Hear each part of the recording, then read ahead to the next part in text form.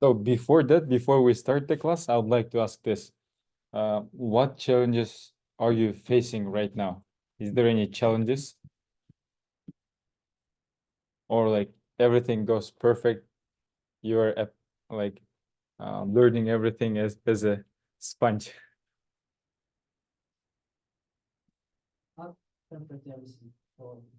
example, my coding skills is good now, so but the theory is I can explore everything, but I have no coding practice. That's why my coding is good now. For example, if you give me some solution, I can understand it. But if I have some exercise and then I don't have how how can I say like One question. Did you solve tasks that we gave you on CodingBet? coding back? Yeah. What task? So there was a special section, like warm-up 2 or airway 2. Did you solve those? All right. So for QA tester, there won't be really difficult coding challenges, but there could be. There could be. But as long as you're bootcamp students, like there will be some sort of, there will be a hand by your side when you'll be interviewed. But anyway, you should not count on bootcamp. You should still practice those problems on your own. Because in my experience in the interviews, I have seen this problem 2 times, guys, and this is like, I don't know, very, very, very easy. Do you remember that reverse string? I have seen it 2 or 3 times. Like I would never expect the interviewer to give this task, but they might give you as a first task. And after the first task, if you fail it, then probably they're not even gonna give you the second task. So maybe they're gonna give you just one task, and if it's the only task reverse, then I don't know. I don't think it's a real coding interview because it's like too easy task for you. Okay, it will always be the thing that you are not able to solve. You are on the way to solve. You are not catching the idea. It's always something that happens to students. Apart from that, are there any challenges? In Java? Mm-hmm. For me, it's just coding. So actually, so here, let me do this. Okay, let me do it here.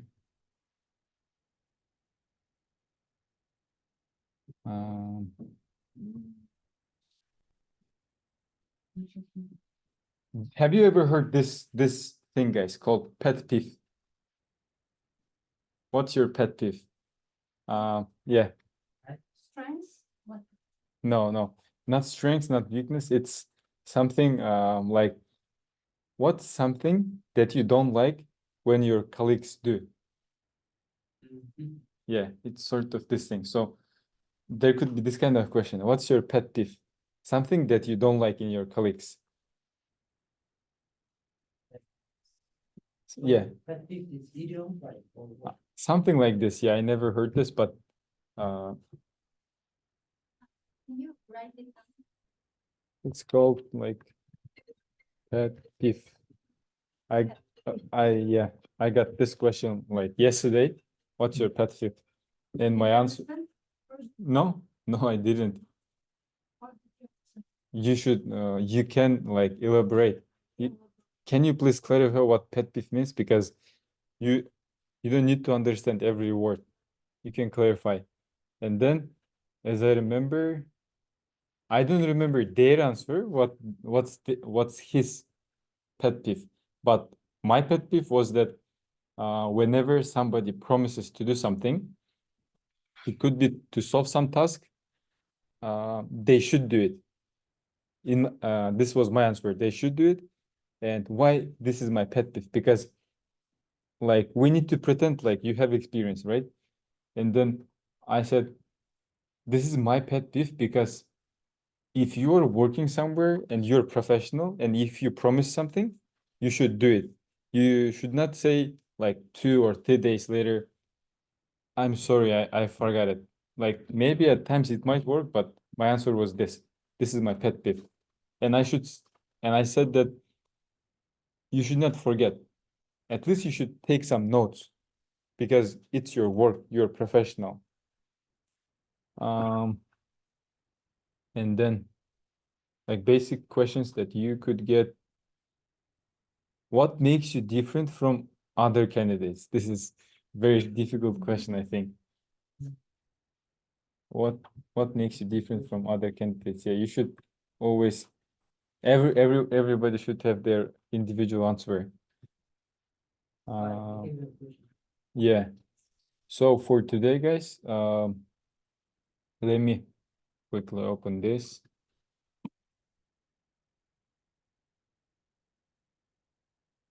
Let me check this one.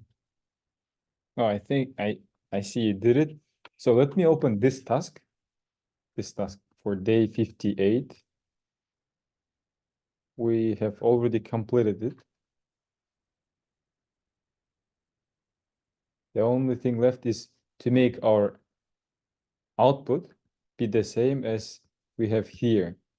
So to have this three system out print lines, these 3 lines, what do we need to change in our code? Put them in the constructor part. Yeah, as we create this 3, it should display us those like parameters of each object. So product, product, product. And we could do this system out print line, product, and then here the product name, and then product's price. So we could learn something like this today, very small thing. It's called system out print f. It's formatted string. So it will format your string. Just take a look at this, how it works. Product, then it's, so how many values do we have in the first line? Values, like products, properties. There are 3 properties: string, number, and then number. So here we have product. Product's name will be presented as this symbol. %S. Let me just show you. Product S, and then after this double quotes, I put here a comma, and then I write here name. This name will be pasted right here. It will format this string, and this name will be here. Let me just show you. If I run this, product, laptop, all right, let me see what we have here. Okay. Also, we need to add here this /n because there is no system out print line here. And then I created here in the main 3 objects. 3 objects, product 1, product 2, and product 3. So this is something really small, but sometimes it's useful. So here, system out print line for the first object, product, and then product's name. If I add here this price, I would do this, comma, right after this name, which we have here. Right after the name, we have a comma. we have a comma. Let me quickly show you. Product, price, product, and then laptop, and then price, let's say 1200, and then quantity, let's say 10. This would be given using this system out printf, system out printf, and then laptop, and here instead of writing this, writing here this plus name, we do this.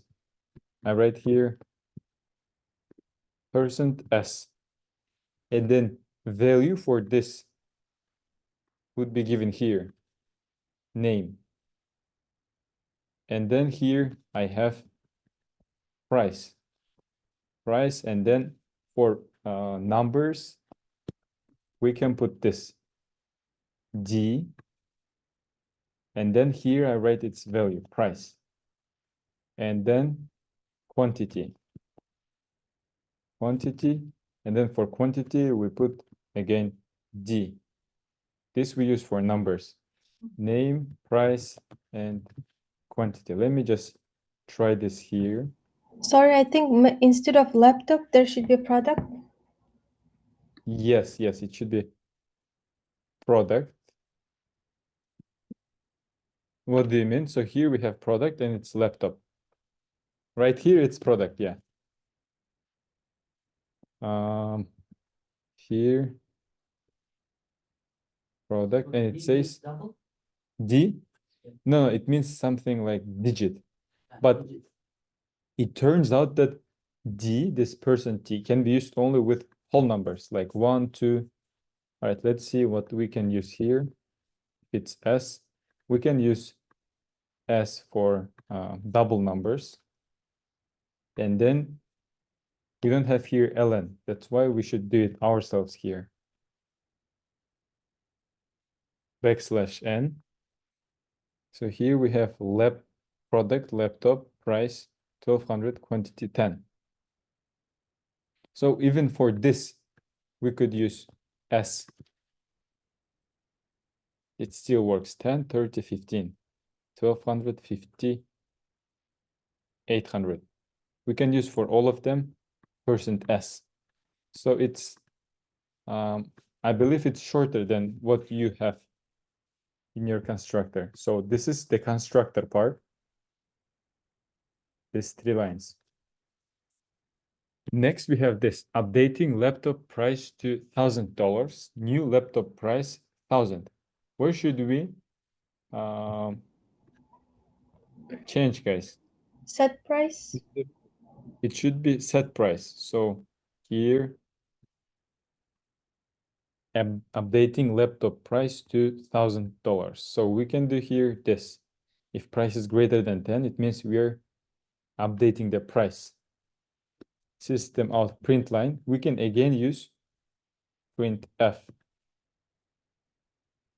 So updating laptop price. Laptop is the name, so it can be this. Updating laptop price to 1,000. So here 2, and then here we have one more variable. So then we put these values right after this double quotes, name, and then price. Name and then price. And then here one more system out print line. That tells us new laptop price is $1,000. So I can again use system out printf, but here I should make \n so that this one will be on the next line. So here, new laptop price, new laptop is a variable, laptop price, and then price is also a variable, S.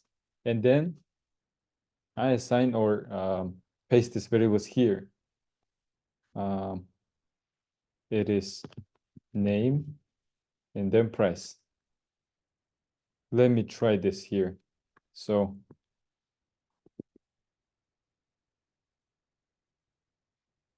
laptop.set price to 1000.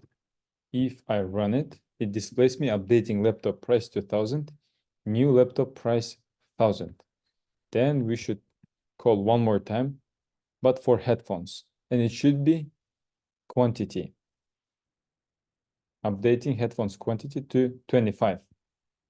So here next we update this code right here.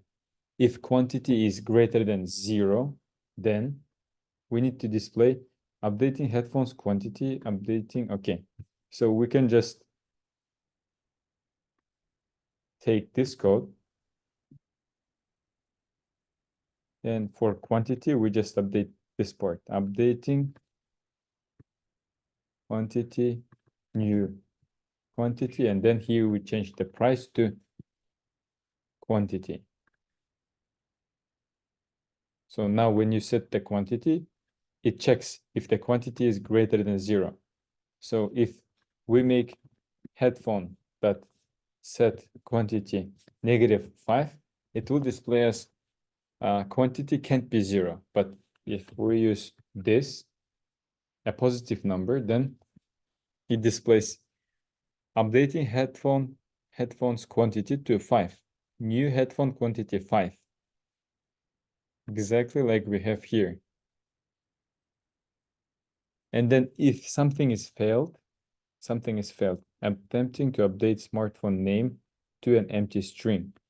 Okay, here probably you would need to do also else parts, but I'll not do it right now. I'll just do whatever we need to have the same output. So now if you try to set a new name for a product, and if it's an empty string, it should display you this. So we need to update the set name part. If it's not empty, update it.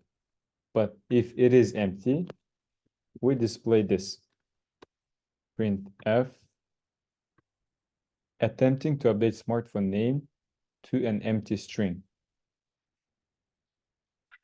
So here,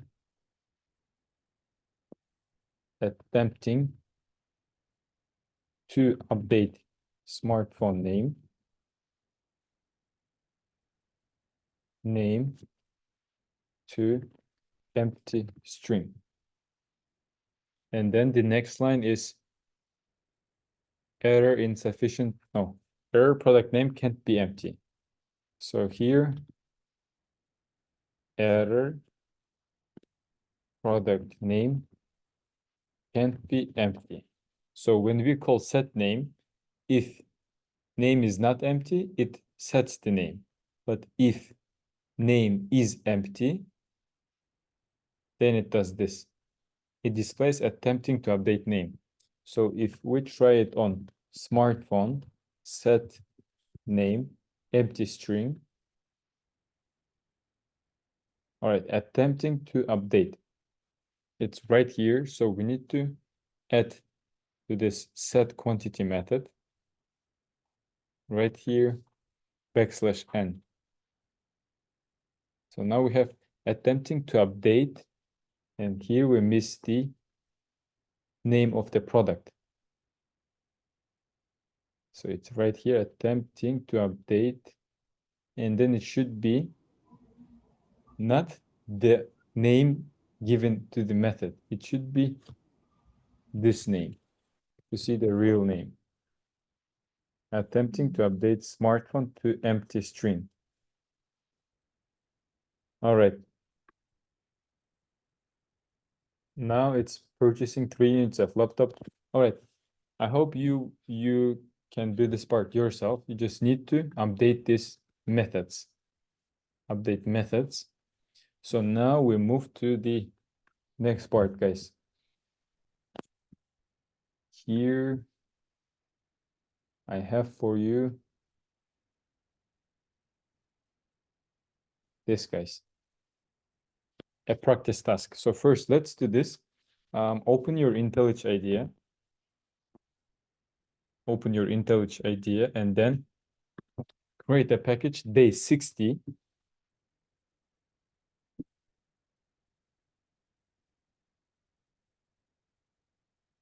Create a package day 60. All right, did you create? Let me know.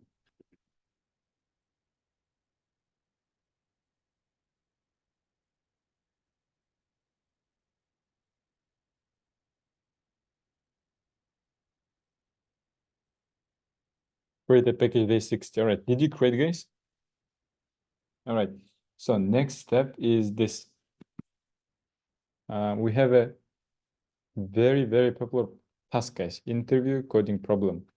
So here, let's first understand what this problem is about. So the two-sum problem is a common coding problem that will ask you to find two numbers.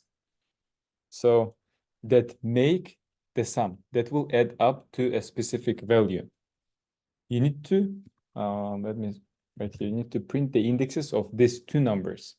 For example, if you have this list, 2, 7, 11, 15, and the target means our goal is to find two numbers that will add up to this 9.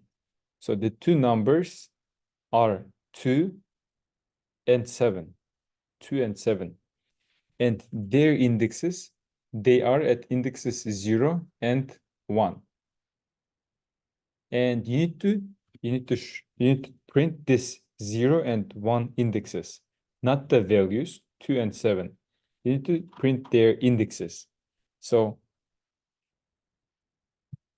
is it clear, guys, for you? Let's say you have an array. Let me make this array. Let's try this 2, 9, 12, 15, and then 9. Next, the target is, this is list. This is list. And this is the target. Target is, let me do this. So here, target, guys, is 21. What are the two numbers that add up to 21? 15 and So 9, we have 9 and 12 and 15 and 6. All right. But you'll need to return, guys. You'll need to display, let's say display, not return. You'll need to display indexes of 9 and 12 of the first two numbers that add up to 21. So in the output, it should be 1 and 2. These are the indexes. But let's say this. What if the target is 22? Do you have numbers that make the sum of this number, that make this number? No, right? If there are no numbers that will add up to 22, then you need to display -1 and -1. If you have, for example, we have here for 24, this is 2, no, this is 3 and 4. So we return their indexes 3 and 4. But if you don't have this, two numbers that add up to this target, then you display -1 and -1. So these are the steps, guys. Step 1, create a new Java class named TwoSum. Create a Java class named TwoSum.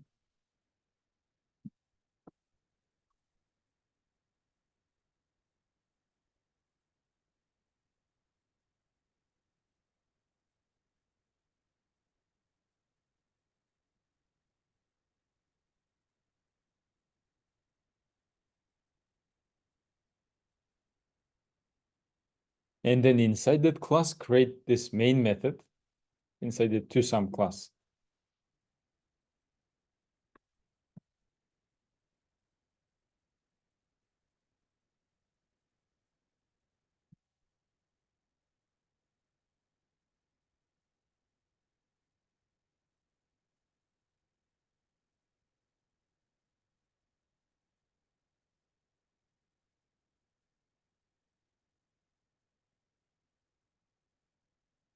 So let me just quickly show you how should it work. So I have here toSum.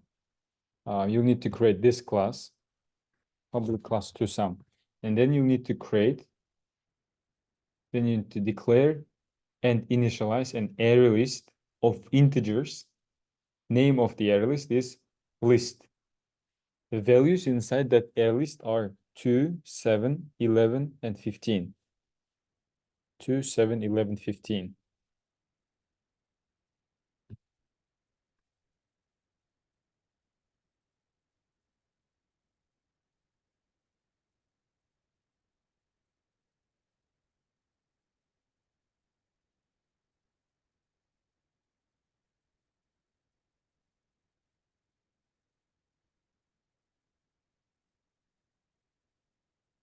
Next, inside this main method, no, here next to the main method, we need to create a void method.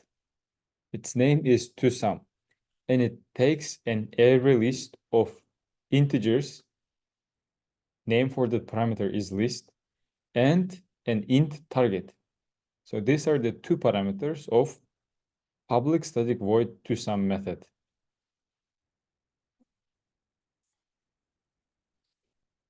No, they're separate. It's inside the class toSum.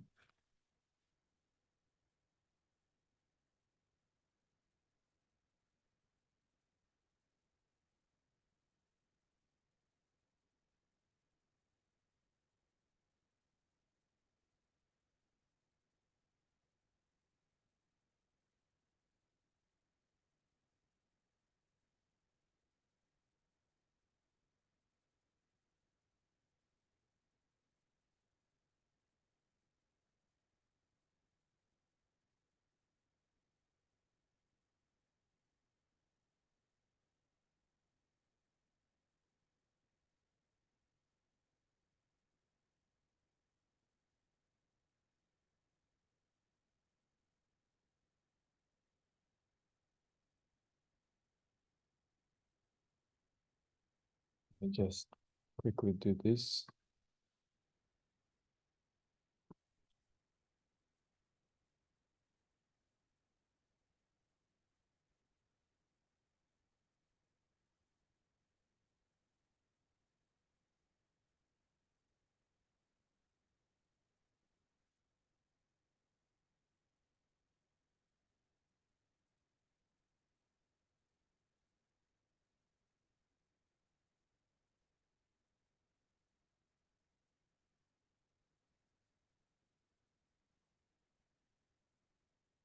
So you should have created already this, right? An array list, and then a method, public static void toSum. And here, this one should be not I, it should be target. All right. So here, for this values, guys, 2, 5, 7, 12, and 10. And then if I call this method toSum method, I pass here list, then I pass here 22. What should be the two values that we need to see in the output? 12 and 10. Their indexes, yeah, not the values. So it's 3 and 4. 3 and 4. So, guys, can anyone share any ideas how to approach this problem? How would you solve? We have, let me move here. Okay, we have this 2, 9, 12, 15, 9, 6. The target is 20. So for 3 and 4, it's 24. So how would you find this 2, 15 and 9 if your target is 24? Is it similar to finding the frequency number? We can use same method. So what method do you use in frequency? Hash map, like two entries, and we print So out there are- at the end only indexes. What I would say, you would need to use hash map, but not in the same way as we did with frequency of elements. Mhm. Different way. So there are two ways to solve it, using loops or using hash map and loops. So the one where you use hash map is much better. So you can guys, let me do this.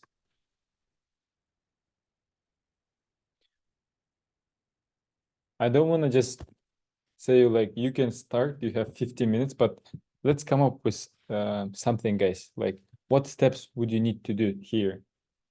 So we need to find this 12 and 10 first, and then their indexes.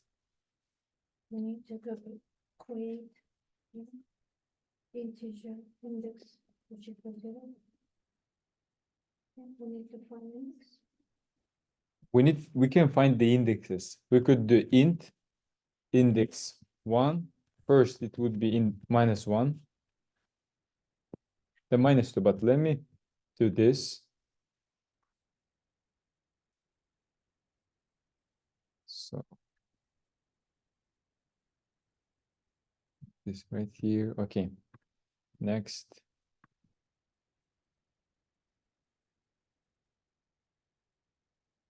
So we need to find this 12 and 10. If the target is 22, but if the target is 12, what are the numbers we should find?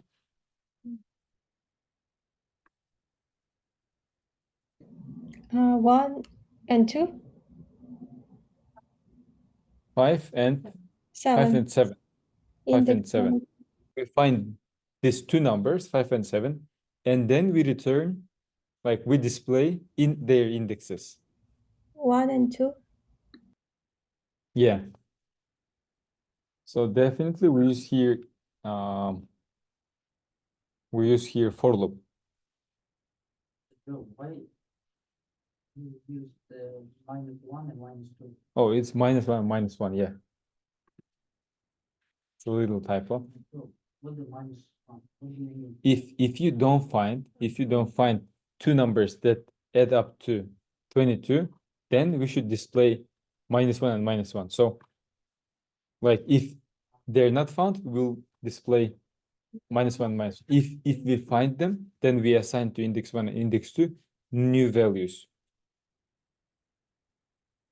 So let me also.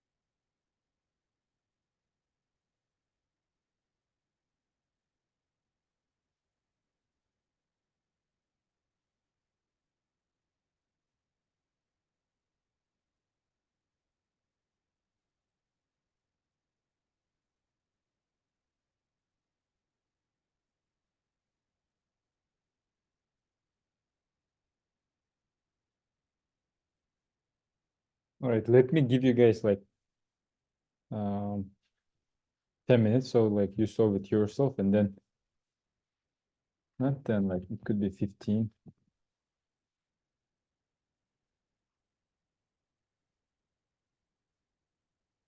You can ask for guys for hints if you would like to. I can help you. If he feels that you are almost there, you can ask. You can clarify.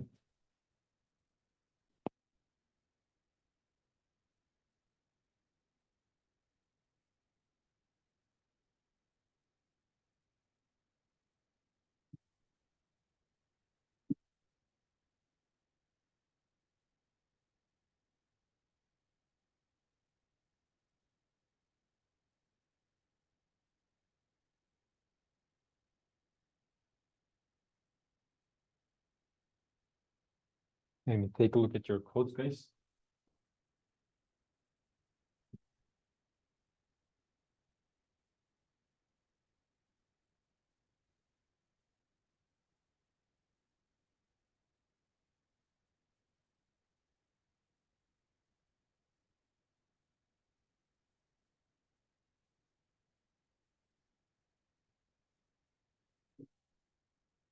What did you say? You use HashMap? Yeah, HashMap, with HashMap it would be much easier.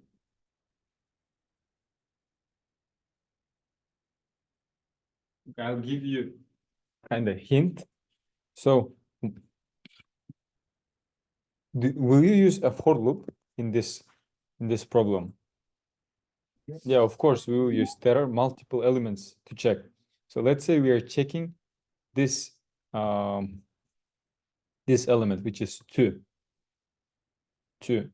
And here, if we are checking this 2 element, we are holding this element 2.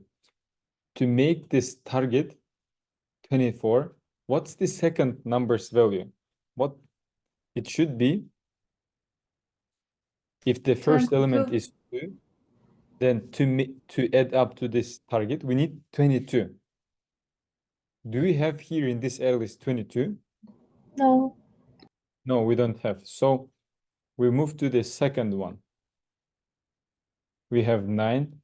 And right now, to make up this target, which is 24, we need 15. So you check if you have this 15 in the array list. If you have it, then you return their indexes. Let me also very quickly solve it with you here.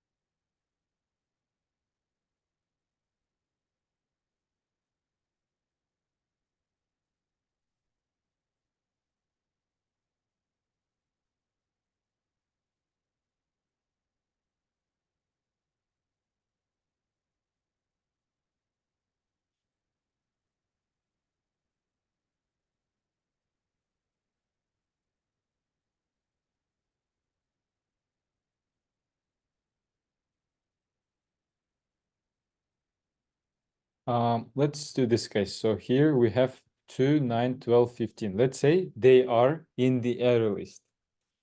Does an array list have a method like contains? Yes. It contains. So let's say I call the method contains on this array list. Does this array list contains 15 and it should return me a Boolean value. What's the Boolean value? True. It's true, yeah. Okay, we know that it has this 15. So can you say like to this array list, return me 15 or return me the index of 15? Do we have this kind of method? Contains returns us true value. So we are checking this element, which is 2. In order to add up to target, which is 24, we need 22. We check, and this array list doesn't contain 22. Now we are traversing over this array list, and we're holding this number, which is 9. We need 15, and we check, does this array list contain 15? It returns true. Then we need to find the index of that 15. Do you have a ready method? Like, hey, array list, return me the index of 15. Yeah. Let me check if there is. No, there is no method like find. If get, then we pass here the index. We don't know the index. We can check it inside of try. Yeah, we can check, but in that case, it will be like a nested loop, yeah? Inside the loop, we have like, anyway, guys, you have like 7 minutes. Let's see. And I'll show you like three possible ways to solve this problem.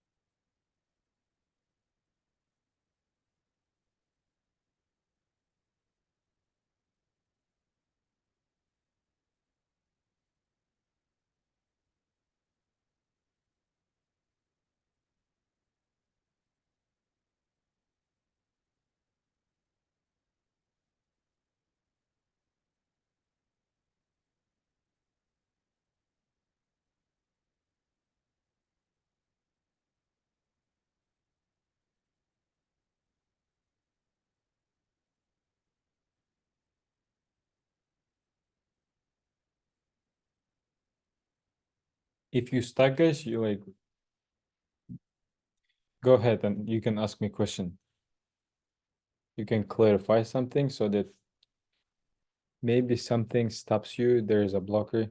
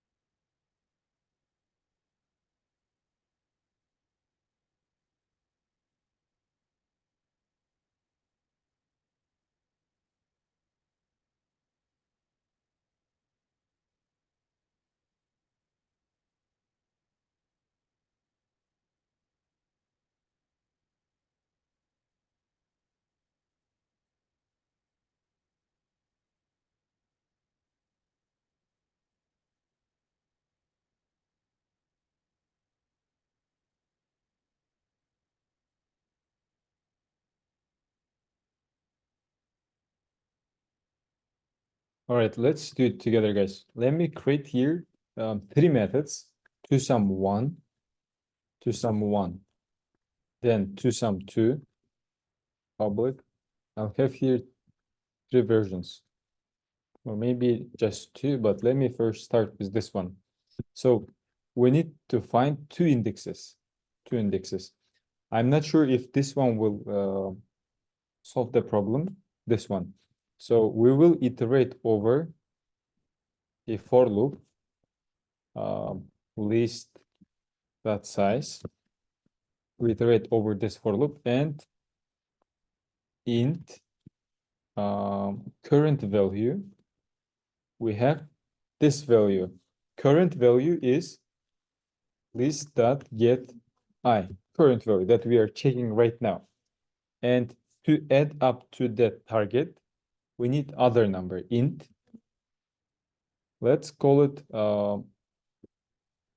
other number, or yeah, all number. Number we need to make this target. If I add current value and all number, this is a target. So how do I find this all number? All number is exactly target minus current value. So we need to find this all number. And let's try this. If list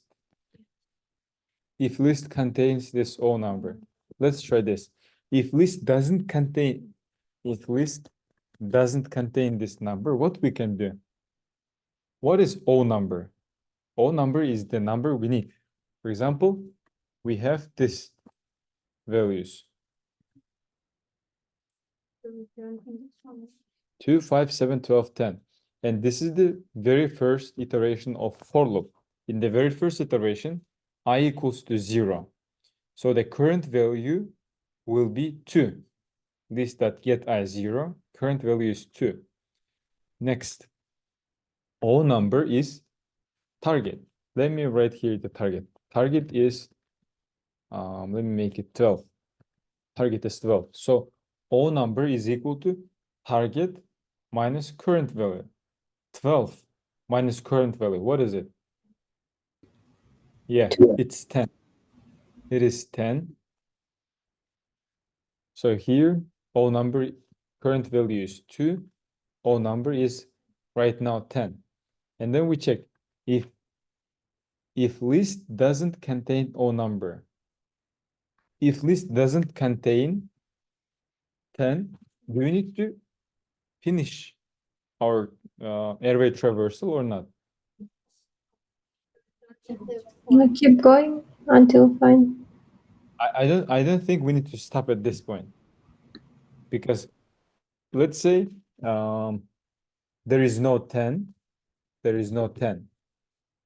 If list contains O number, what's O number right now? It is 10.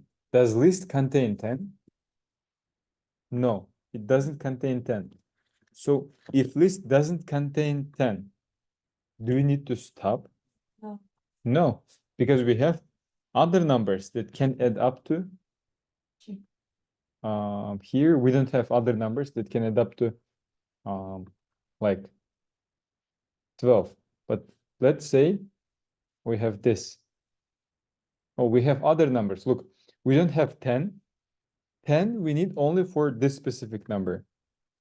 But if you don't find the pair of these two, we should not stop, because we have other number, which is 5, and we have 7. And we have 7. You never know. But if our array was this way, 2, we are checking the 2. Current value is 2. Then we need to find this O number, which is 10. If array doesn't contain O number, then it means like we can, at this point, it seems like we can stop, right? At this point, because we don't have here 10. We are checking 2 and we don't have 10. But you never know. Maybe it will be this way, 5 and 7. We will still need to move to this number. We should not break the code here. So if list contains O number, for example, it's right here, or let me make it 7. If list contains O number, we're right now at this index 0. If list contains O number, which is 10, do we have 10 in this array list? No. So we will just move to the next iteration, which is 5. Next, current value is 5. List get 1. Then target is minus current value. 12 minus 7. 5 is 7. Does list contain number 7? Yes. It contains number 7, right? So if it contains, we will need to create another for loop to find that 7 actually, guys. It should be J, but it's version like one way of solving this problem. There are 2 more ways. J is less than list size, then J plus plus. And then we have 5, we are looking for 7. Does list contain number 7? It contains. So we'll need to, right now we are at this point, guys. This is the current value we are checking. So we'll need to find 7. We'll need to find 7. All right. And we can skip this number. We can skip it. Because when we were at this number and it didn't work with other elements, it means we can skip it. But right now I will not do it. So I'll just keep it simple. So next, this for loop. What's the definition? What's the task for this for loop? The use of this for loop is to find 7. If j equals to 7, or what do we check here? O number. List dot get j. We do this. This is the main for loop. Now we are inside the other for loop. So we are at this index. 5 has index of, its index is 1. So here index is 1, but then we'll need to find 7. So we need another loop to traverse array again. Starting from 2, then this way. So list get j is equal to, Or if number? it's equal, which is O number. If it is, then we do this. We assign to index 1. I'll not say this is the like the real solution. Maybe it will not work. I have 2 other that will work 100%. This is something that came to mind like while you were solving it. And it's not also a good solution, not a good practice. For loop and then another for loop. It will, like, we might check this array list 1, 2, 3, 4, 5, 25 times to find this target. At the worst case, if it was something like this, 5, if it was something like this, we would need to check like 24 times to find it this way, then 2 with 9, then 2 with 5. Let me return to this state.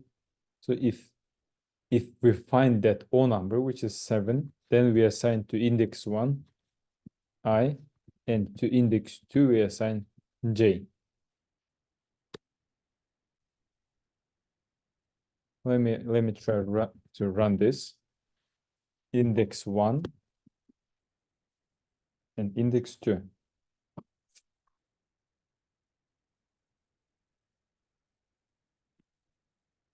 It tells us it's 4 and 3.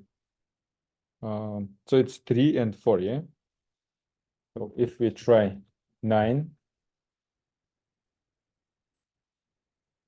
it's 2 and 0. This and this. This is one way of solving it. We do so. Our solution was this way. We are checking this number. It's the current value. To add up to target, which is 24, we need number. The pair of these two should be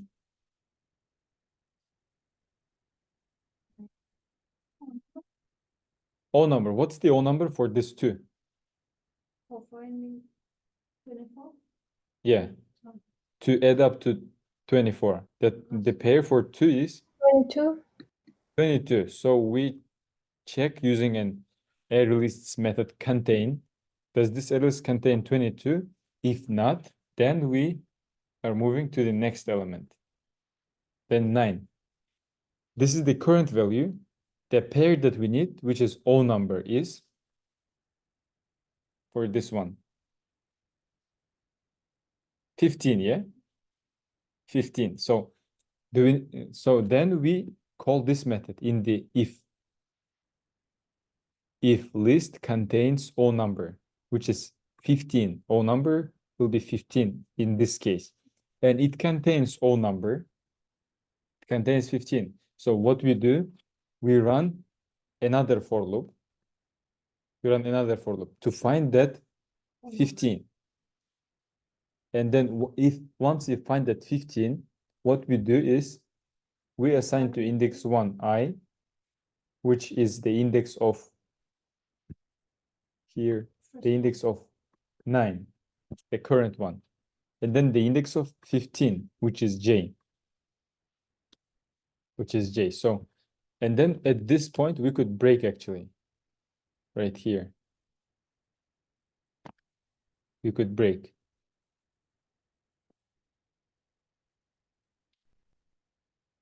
This is one way of solving it. The other way, let me just immediately start with a hash map. With hash map, it's the best and perfect way. And in the interview, they will wait from you the one with hash map, not the one with for loops. Because with for loops, it might take really forever. If these are the two numbers that you need to find, 12 and 7. 12 and 7. Let me do this. 7, 9, and we are looking for 19. You need to check this number, then this, then this, then this, and then we run the array list again here. So we can do it this way. Hash map of integer and integer. Map. New hash map. Next, we run a for loop to check all of these numbers. Numbers we have are this 2, 5, 9, 12, 7. And our target is 19. 19. So for loop will traverse this list. Do you need to use for each loop or a for a loop? Why it could be a for a loop? Why it needs to be a for a loop instead of a for each loop? For index, Because we need the indexes, yeah. For list.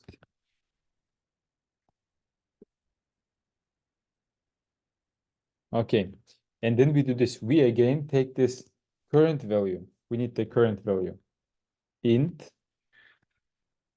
current value. What's the current value? List dot get I. Yeah, list that get I, which is this 2. This is the current value. Next, we need the other number. Let's call it P number, pair number. Pair number is, if it's 2, then its pair number 17, which is target minus yes. current Current. value. Yeah, so now we have this 2, and then we have a map. Map stores values in which format, guys?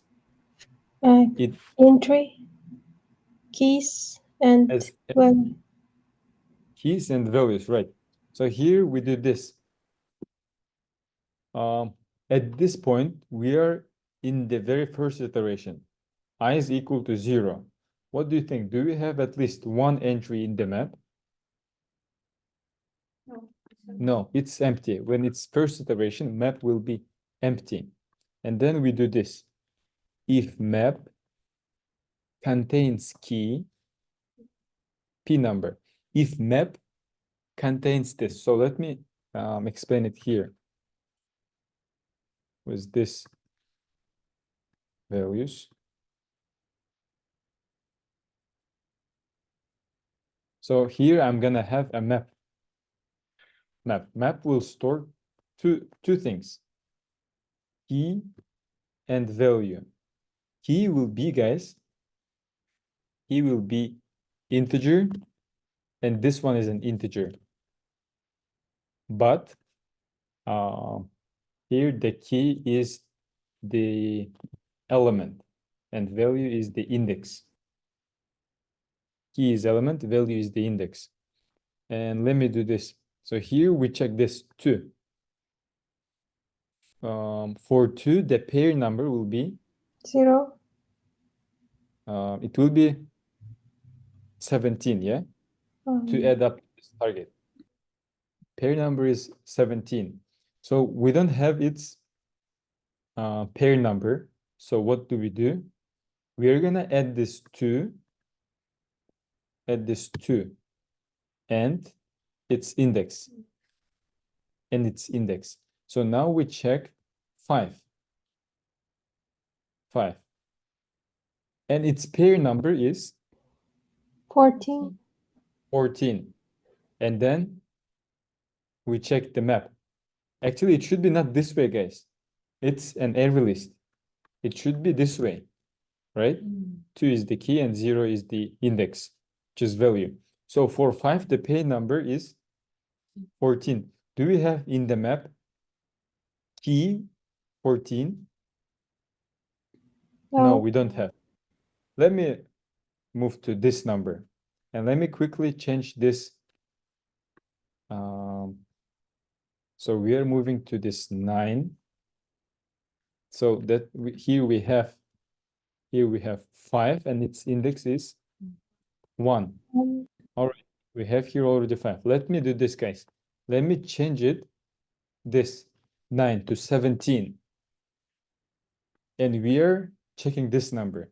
the pair number for 17 is 2. Do we have inside the map key 2? Yes. Yes, we have. So right at that point, we will print list dot get I, not list get I. We'll display I, which is the index of 17. 17. And what's the pair number for 17? It's 2. Two. So how can we find that pair number? We do this, right? Every iteration we do this. Int current number is list dot get I. We do this in each iteration. And then pair number is target minus current. And then we'll print this system out print line. I, what's the value of I is 2. It's 2. So here we're gonna see 2. And then here we need other one. So its pair is at index. The pair of 17 is what number? 2. Two. And its index 0. 0. So we should display this 0. So we do this. We are currently checking this element 17. And does this map contain key 2? Yeah, so what we do, map dot get pn. What's the value of pn? Pair number. If this is 17, pair number is 2. Map dot get 2 will return us 0, which is the value of that key. I is 2. I is 2 right here. Map dot get 2 will return us 0, its value. So here's the solution. If map contains key, if we have already in the map that pair number, then we can just assign to our index -1, index -2. We can assign here this.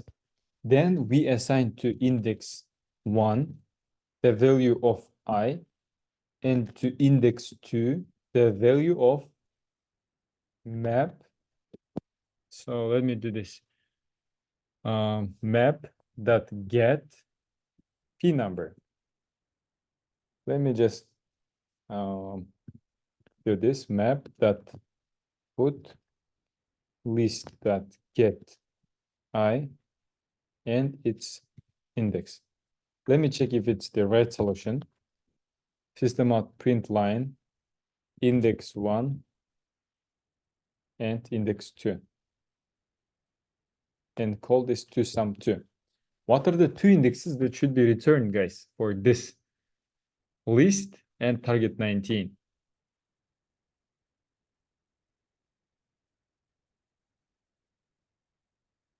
Indexes? Yeah, what are the 2 indexes that should be displayed? 3 and 4. 3 and 4, or 4 and 3. Wait, let's run it. It displays us 4 and 3.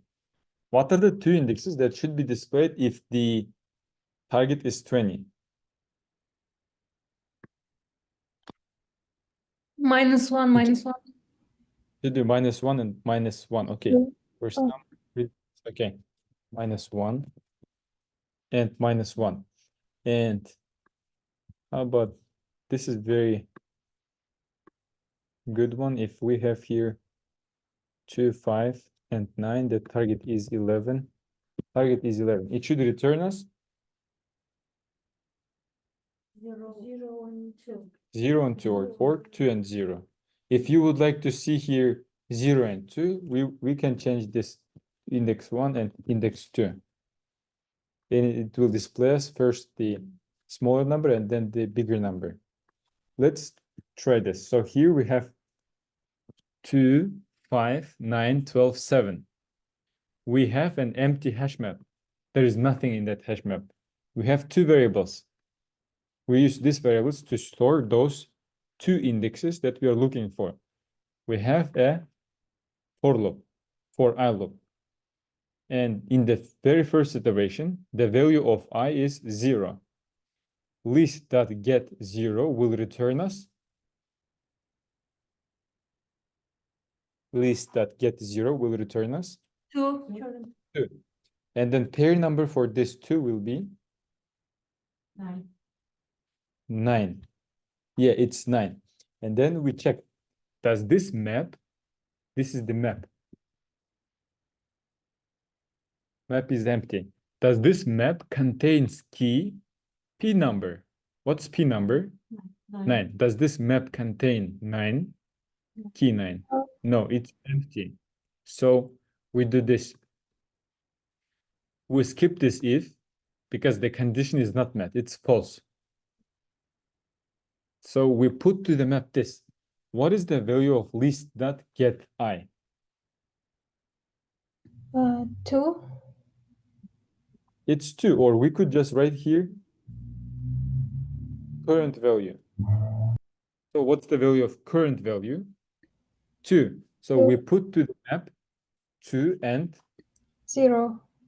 I, which is 0. Next, we move to the next iteration. So I becomes 1. List.get 1 returns us 5. And then its pair number, target, which is 11 minus current value 5. It's 6. Do you have in the map key 6? We don't have. So we put into the map current value, which is 5, and its index 1. Then we move to this element at index 2. Current value list.get 2, it returns us 9, and its pair number is 2. 2. Okay, does this map contains key to P number? Yeah, we have it. So we do this. To index 1, we assign I, which is 9. list.get. What's the value here to have this 9 as a returned value? List.get 2. 2. So index 1 will be 2. Index 2 will be map.get pair number. What's pair number? 2. Pair number is 2. Map.get pair number. It will return us 0. Its value. So now index 1 is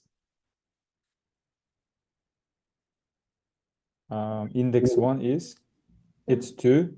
Index 2 is 0. So this is how we find this 2. And it will work with any length of array list. It could be like this, 5, 12, and then this. It will still find them. 5 and okay. Now we have here 0 and 6, 2 and 9. And they, like in the interview, if you are given this problem in the real interview, you better, guys, implement this solution. Because if you have this to sum, here, when you have two nested for loops, it will run this way, and then it will again iterate the for loop. Let me quickly for you create the third version. To sum 3.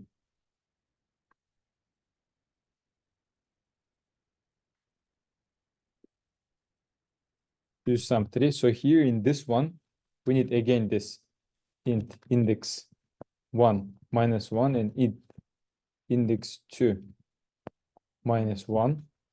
And then here it's very quick thing, list.for_i, and then for loop list.for_i, Now to rename this to j I plus 1. Then if list dot get I plus list dot get j makes up the sum, the target, then assign to index 1 I and to index 2 j, and break the loop here. So here, and then display index 1 and index 2. And let me do this. So if it finds, then it breaks this loop, but it continues with the other loop.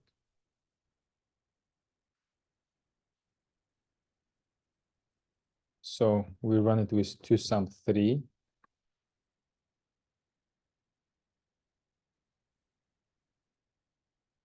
And it returns -1 and -1. It's because of this second break. 0 and 6. If I make it this way, then it should be 0 and 1, or 1 and 0. So, but the con of this way, disadvantage is this. So it will run this way. We need to find 2. For 2, we need to find 17. Let me make this. We have this 2, right? Somewhere here, and here 17. And this one is 8. We need to find this target. We need to find 2 numbers that will add up to this target. We check it this way, 8. This is the main loop. I equals to 0. Main loop. When I equals to 0, then we enter the inner loop. First, inner loop should complete, and then it goes back to the main loop. So here, when we enter into the inner loop, j will be 1. We compare 8 plus 5. Their sum. Does it make 19? No. It doesn't add up 19. So we move. I equals to 0 and j equals to 2. 8 and 17. It's again doesn't make. Then I equals to 0, j equals to 3. Then I equals to 0 and j equals to 4. And it doesn't make again. 8 plus 17 is greater than target. Then it moves to 1 and j is 2. 5 and 17. They don't make this target. Then I is 1, j is 3, I is 1, and j is 4. So it will run a lot of times. Yeah, it will compare this 8 with all of these numbers. Then it compares 5 with all of these numbers. Then compares 17 with all of this. But what if it's much shorter? There could be like worst case when it will need to compare all of them, but there could be also this case when it's only 2 and 17. If we had this, then it won't run these iterations. It would just finish here. But if we have this elements, this settings, then it will run up to I equals 2. We have here this. It will run up to I, 3, j4. And then it will return 3 and 4 indexes. It will be too long. If you have here 30 numbers, then it might run your for loop maybe like, let's say 600 times. It might be 600 or 500 times. If you have 30, if you have this much numbers, 5, it might run it maybe 20, maybe 16 times. So the best one is this one, toSum2, using a hash map. Because if you see that you have in the map your pay number, you don't need to create again a for loop here. You can just ask to return the value, which is the index.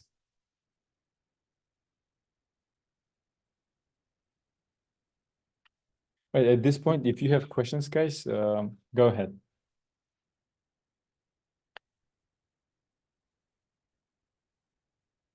It's very, very popular coding problem. Let's say if you'll be in 10 coding interviews, and if they give you coding questions, I believe in one of them you might meet this. You might be given this to some.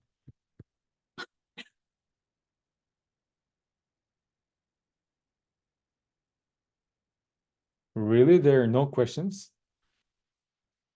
Maybe not regarding this to some, maybe other questions.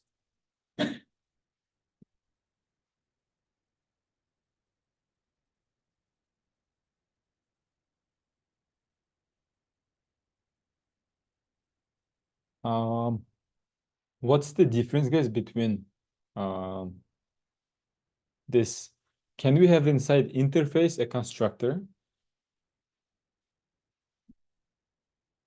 No, we cannot have. Why do we have abstract class and interface in Java? Why we just don't use abstract class?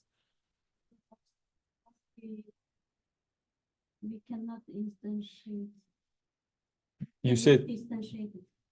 you say we have these two, abstract class and interface, because abstract class cannot be instantiated. There are third parties. No, Regular- you're just saying what is abstract class, but the answer should be addressing this question: why we have these two, abstract class and interface. For interface, we have multi-level inheritance. Yes. Like for when we call for methods, some methods may not apply for abstract, so that's why we have interface. Like dog cannot fly or something like that. Yeah, we benefit from this because of multiple inheritance. Let's say this, we have interface. We have interface A, we have abstract class B, and then we have regular class B. In all of them, we have some methods. In the interface, we have abstract method. In the abstract class, we have abstract method. My question is this: will abstract class B, or should abstract class B implement abstract methods from interface A? Yes, should. Yeah, should abstract class No. B implement abstract methods from interface? It's need. It should. If not, No. It's not necessary. It's not necessary. Okay, guys, so for today I have two more things for you. So let me open this. So right here. So we have done with two sum, then we have intersection of two arrays, this coding problem. We have a Java OP project. But right now, guys, let's have a 15-minute break.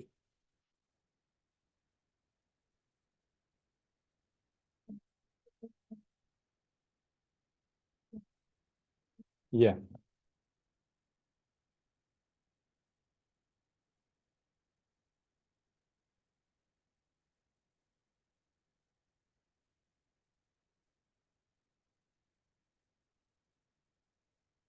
All right, let's have a break, guys.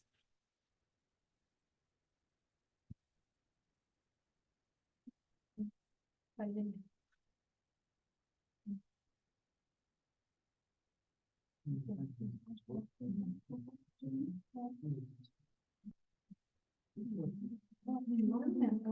что я ваша дружина, потому что Мне не знакомы. Он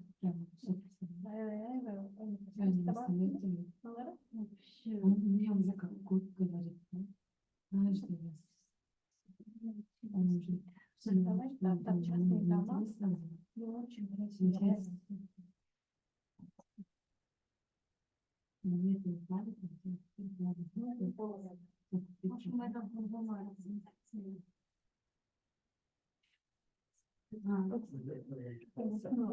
по-моему, уже не говорит купить этот,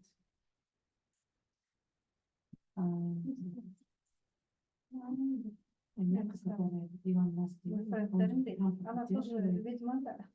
Вот это. И когда Трамп выиграет, эта монета, она взлетит примерно на 10 х. Но если это Трамп выиграет, если это Трамп, Если там Да. я возьму, очень много денег.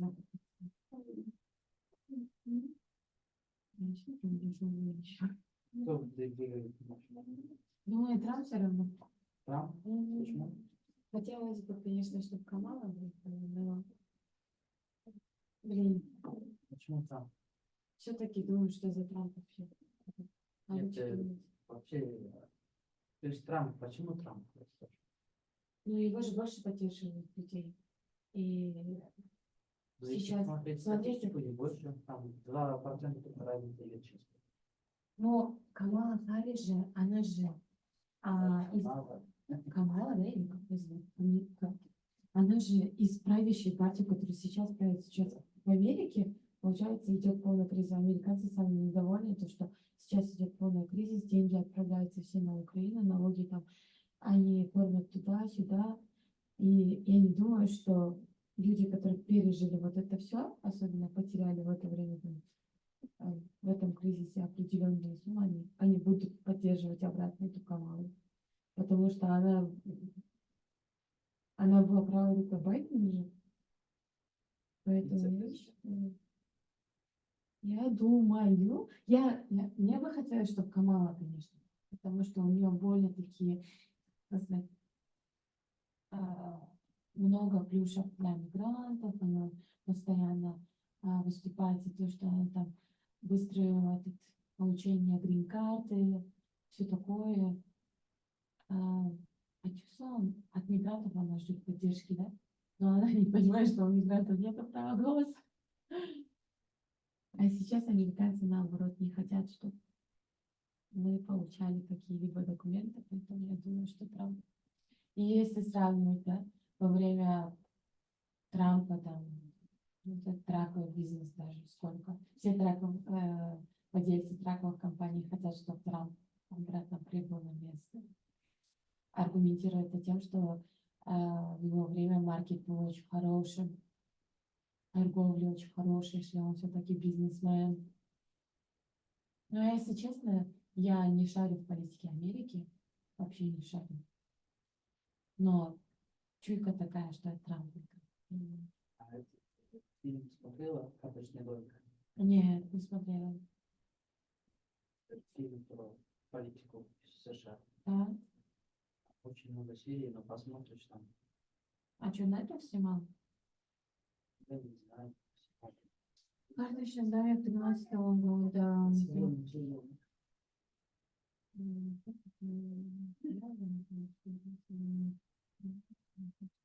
Как там устроено, республиканцы, демократы, президенты, как выиграли, как выиграли. Ну, так, да, да, короче. Я просто политичного американской политики, честно. Пал мимо сериал «BBC», как понимаю, да? Классный фильм. Did you wanna play? Yes, Play of course. Yes.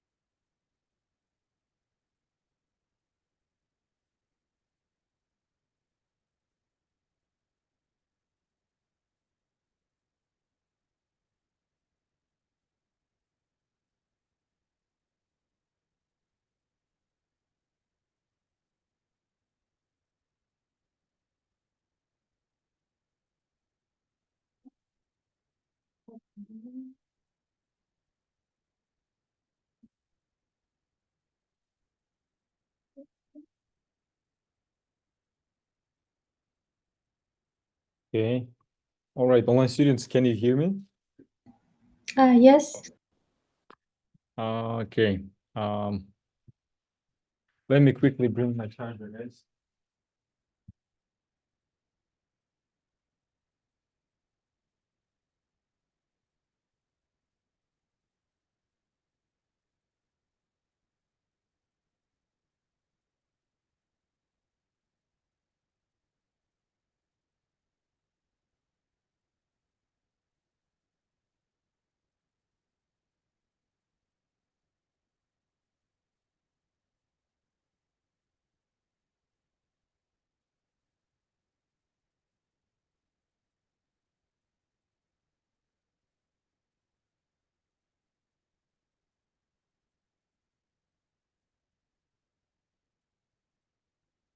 All right, guys. So here, let me check if we have. Let's move right away, guys, to this Java OP project. Let's do this. Open your IntelliJ IDEA, and here inside the day 60, create a package called project. Create this package, project. So we will be creating a library management project where you will have different types of items, such as book, DVD, and other items. There will be a common abstract class, and there will be subclasses. So Java OP project, guys. So we'll create a OP project. Here, this project covers OP and CRUD operations, array list, loops, conditional statements. Let me remove this. So the project will be a simple library management system where you can add, update, delete, and remove library items such as book and DVD. So the project structure, there will be 1, 2, 3, 4, 5 classes: library management, library item, book, DVD, and library. So here we have library item, book, and DVD. Which one out of this 3 is a superclass? Library item. Library item is a superclass for this book and DVD classes. Yep, and there is a library class to handle library operations. And library management system, this is a main class to run the application. So in the library management system, we'll create our main method. In the library, there we will store a list of library items. So let's begin, guys. First, let's create an abstract class called library item. And it should have 3 properties: ID, title, and year. Then create constructors and getters, and then setters.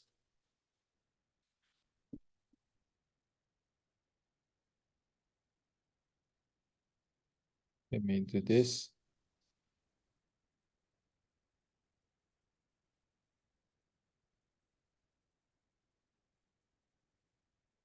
So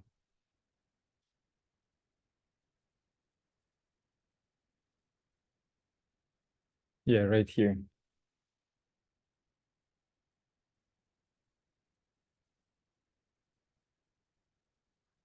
This will be a superclass for book and DVD classes.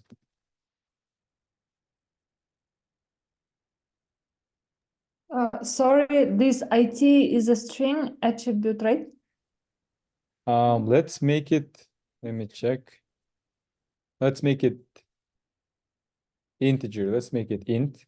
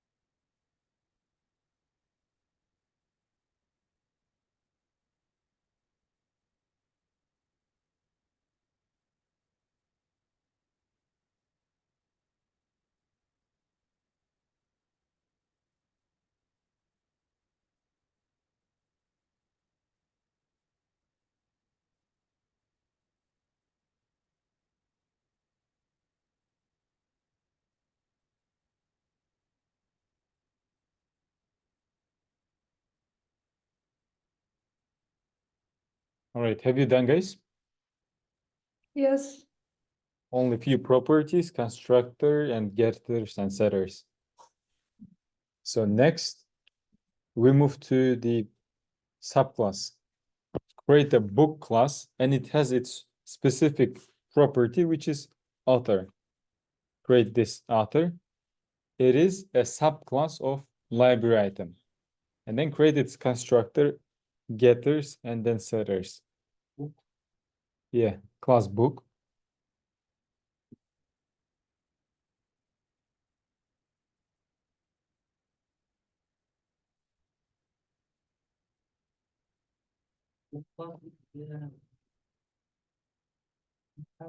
Subclass, right? It's a subclass for library item.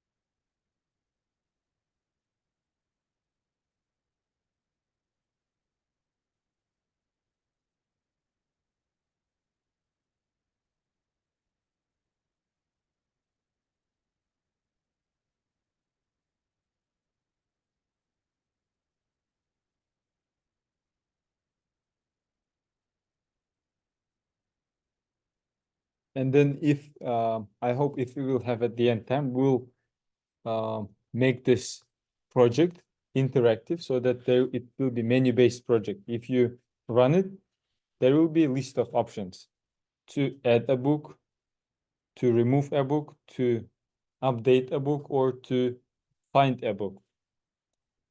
So here, did you create this book class? Next, we move to DVD class. In the DVD class, there is one property, its own specific property.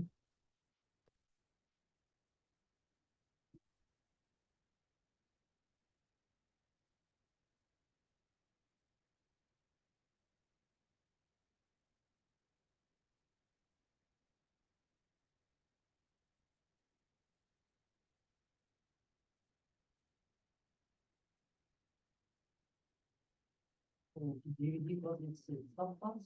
Yeah, it's also a subclass.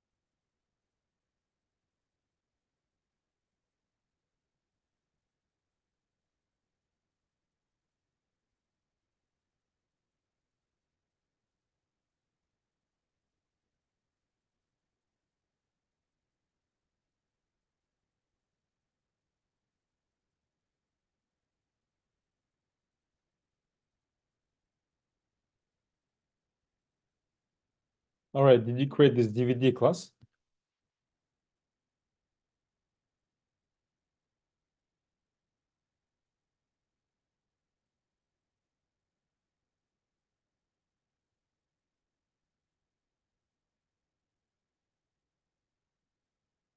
All right, guys, so now we move to this class, library class. And in this library class, we're gonna have one attribute. It's an array list of library items. An array list of library items, and it should be initialized. Items, new array list. And yeah, first create this attribute, and then there is a list of methods to create. Add item, remove item, update item. But first, just create this array list in the library class. And then we will implement other methods such as add item, remove item, find item. That's the short way. Make a right click and then click generate, and then click getter and setter.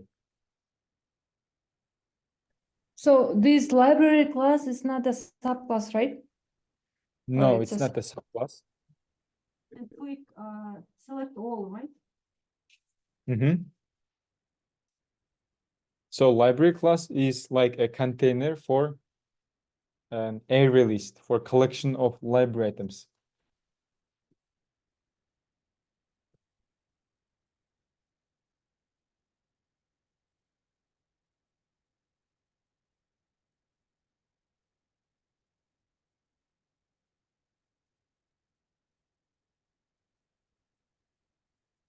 So right now at this point, you should have this book class, DVD class, library class, and library item. So here we have book, DVD, library, and library item. And then, so we have library. How many classes? At this point, we have 4 classes. So right now, let's do this. Inside the project, we're gonna create a new class, library management. Let me quickly check what's the name of that class. Yeah, it's called library management. So the class name is library management. Public class. Inside 16 package, right? Yeah, Or OP project. inside the project package, inside this one. Yeah, inside this one. What about DVD library? They're all inside the project package. So here inside this library management class, create a main method. So library management class will be an entry point. We'll be using all these classes and we'll create their objects right here.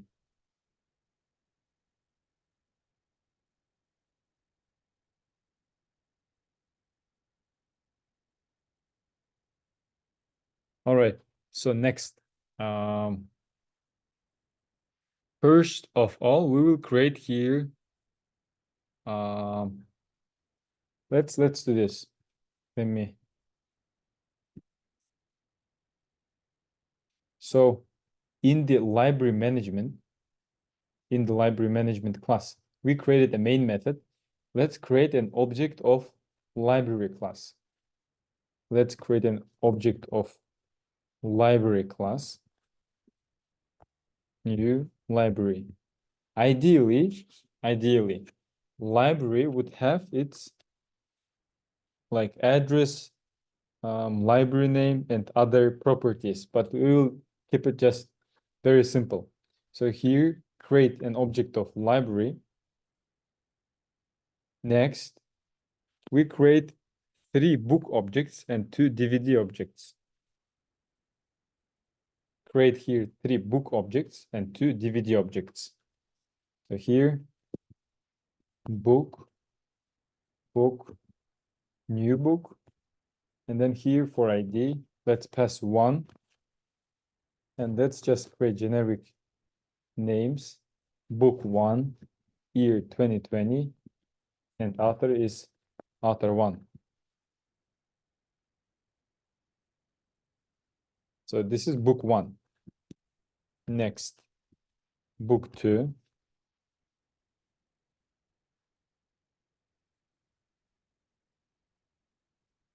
Book 2, ID 2, author 2, year 2010.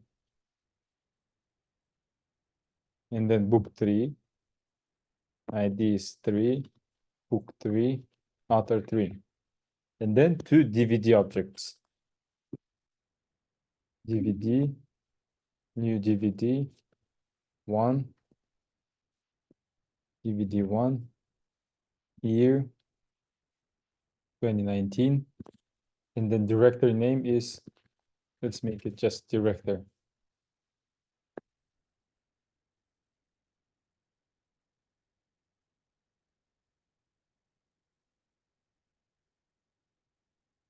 DVD 2. So here ID should be 4, DVD 1, DVD 2, ID is 5. Let's make it 13, director 2. Yeah, thank you.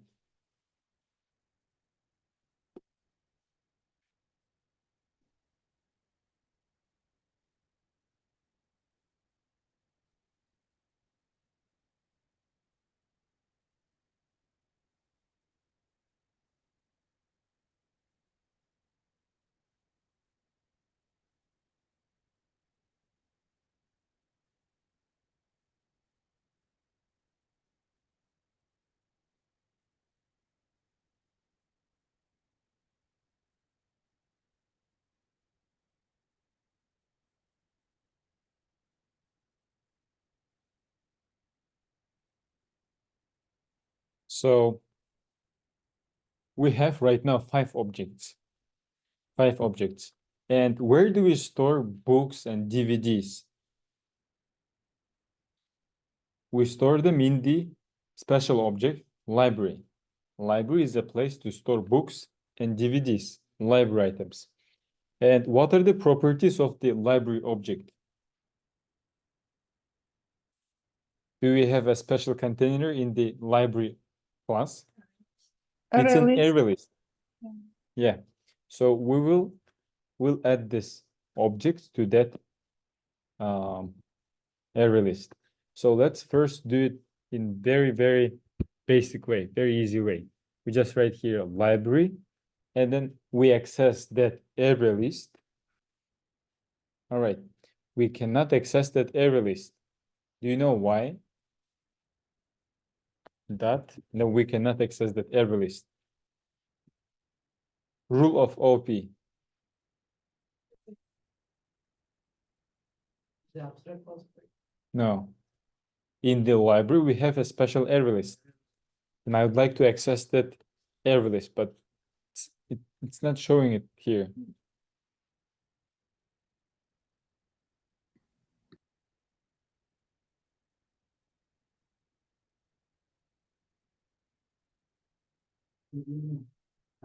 make a method, right?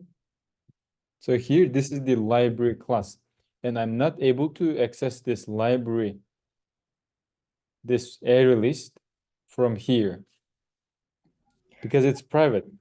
Encapsulation principle. We Yeah. should have here getters and setters. Yeah, in the library, create getters and setters for this property.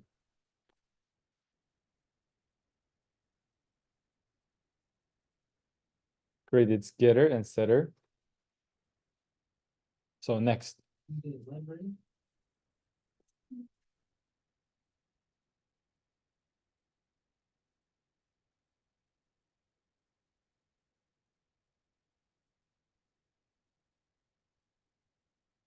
So- Item and set item, right?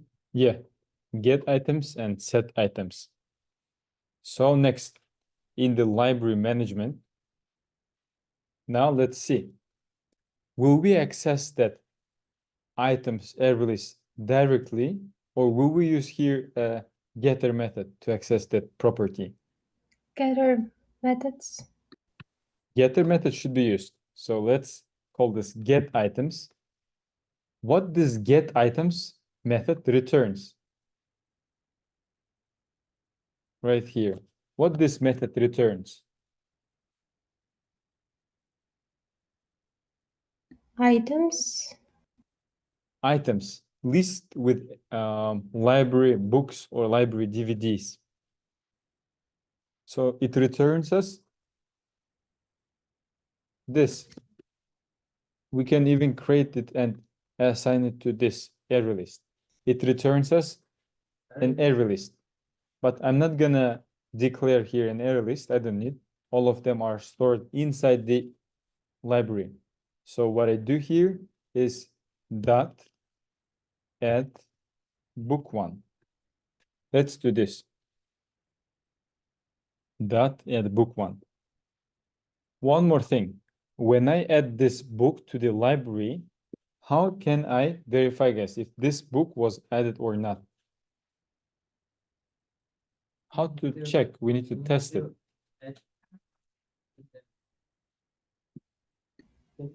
Display.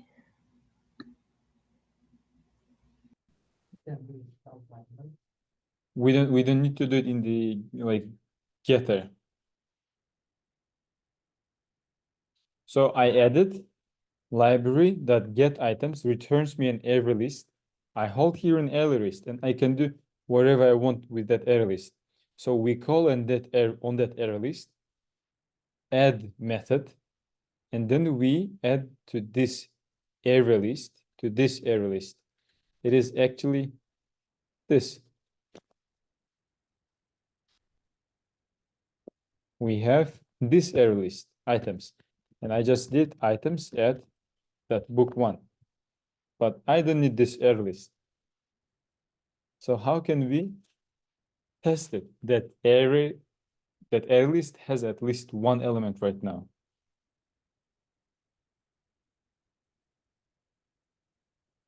How do we test it?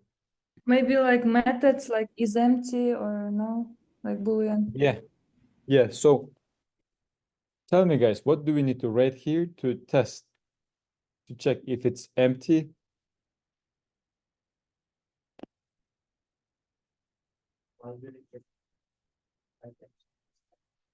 Library.getItems, yeah, it returns us that array list. And then we can check here, is it empty or not? All right, is it enough? Can I run it and see whether it's empty or not? Yes.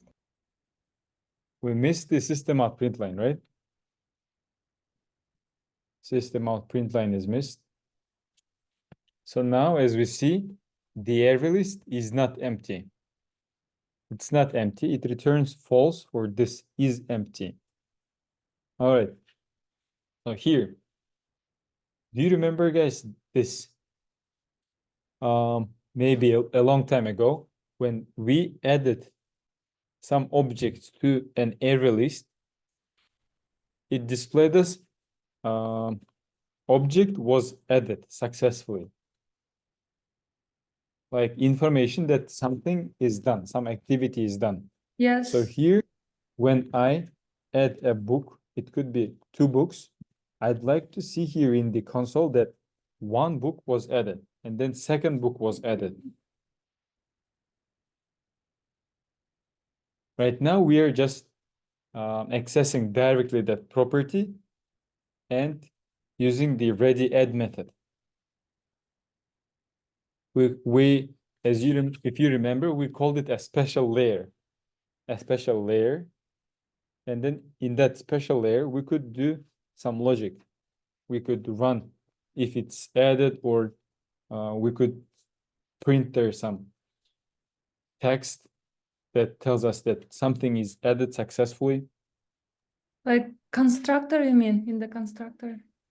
In the constructor, no. In the if we do it in the constructor, then if I even comment this 2 lines, it will display us 2 books were added, but they're not added yet. They were just created. Then new method, add method, no?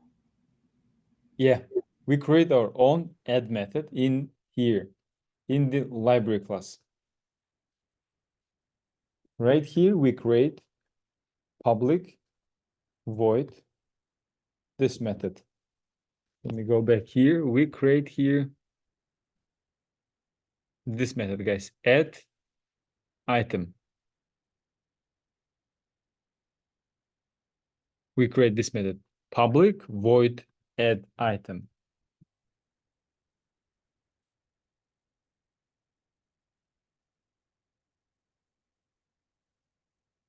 Public void add item. And this method should add your book to the DVD array list. Create this method. Where this method should be created? In the library management or in the library class? Library In the class. library.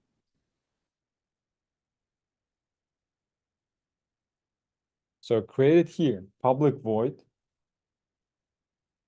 add item, and when you call this method, it should accept something. Do you agree or not? Yeah, it should accept some type. What's that type? Name ID. It is actually item, because we could have, it should be library item, because we could add there to this array list DVD or a book. We can add both of these types of objects, books or DVDs. That's why it should be library item. If we make it book, then this method can accept only books. And if we pass the DVD, it will fail. So item is the list of the array list, right? This stands for, or no? Could you repeat this? Inside the parameters library item. Yeah, this one is the coming from the array list name, or no? No, It's this is an object that we will pass from here, like book 1 or book 2. Yeah, this Okay. book 1 will be passed right to this item object. And then here, where should we add this item, guys? Where should we insert this item? We should insert this item. So here we pass library dot, we call this method add item. So when you declare it with library item parameter, you can pass here either DVD or book, any of these two types. All right, let's pass here book 1. And then in this method, right here, we accepted book 1. What should we do with that book 1 object? We should add it to the list. It should be added to this array list, right? So items dot add. This method comes from the array list class, add method. Add this item.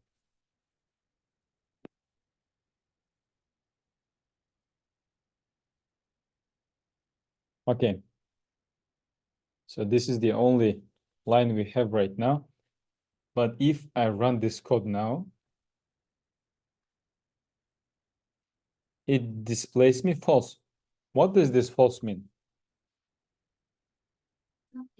It's not empty, yeah. But we don't have here a message that gives us information that something was added. So how can we make it here? Make it showing up here. So in the add method? So yeah, right here, after we add some item, we can display this item dot, we can do this item get title was added to the library.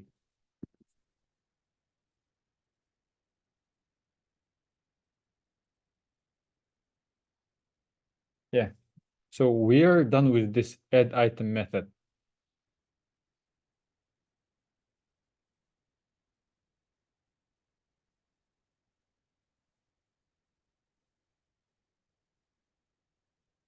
So let me know once you have done. I'll just show you one more thing that we could do inside this method. So get title is the method of the array list, or? This method get title is related to a single object, and this object type is library item. So library item has this get title method. Oh, okay. So here, if we run this main method again, it displays book 1 was added to the library. And let's do this. If you don't need to do this, guys, but if all of these books should have unique ID, and if I have two same IDs, two books with the same ID, and if I add this two, and if I want it to be checked, like that two books cannot have IDs, if you would like to prevent this situation, then we could do this. We could go here and we would need to write some logic here. Like first we will check if this item's ID is already inside the array list. We would write here some logic, and then if we don't have a library item with the same ID, then we can add that item. If we have already a specific item with the same ID, then we wouldn't add it. So, but we will not take this into account. So here, now guys, let's add this all items, book 3, DVD 1, and DVD 2. Let's add all of them.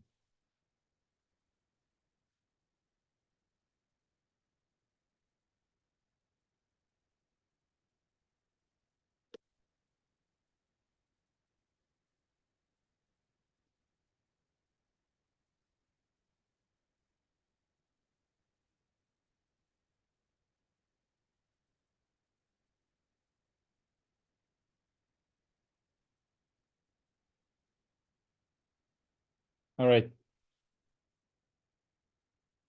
So let me know, guys, once you have done.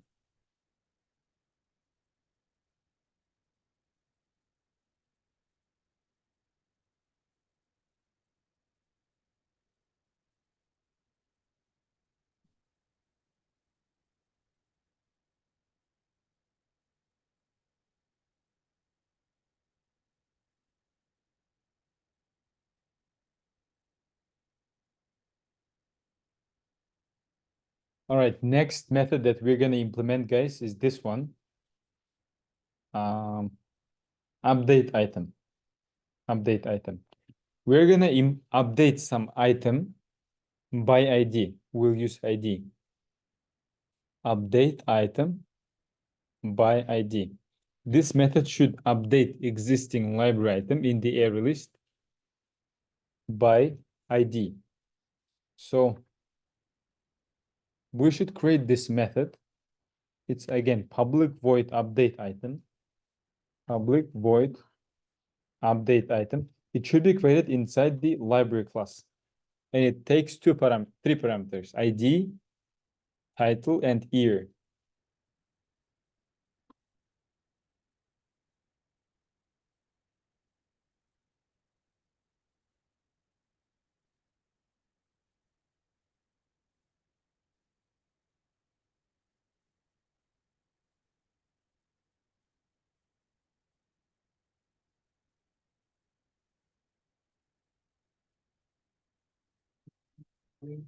Update item has a break.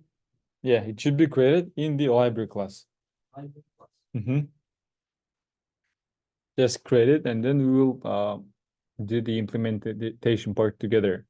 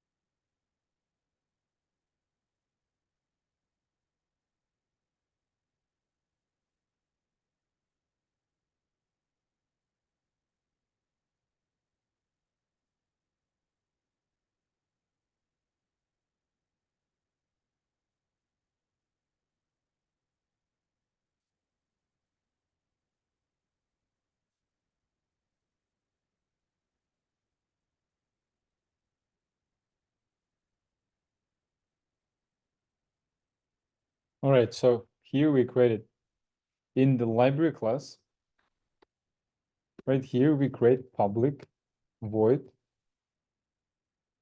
update item method, and it accepts three parameters: int ID, string title, and int year. All right, if you would like to update some item, what should be first thing that you should check?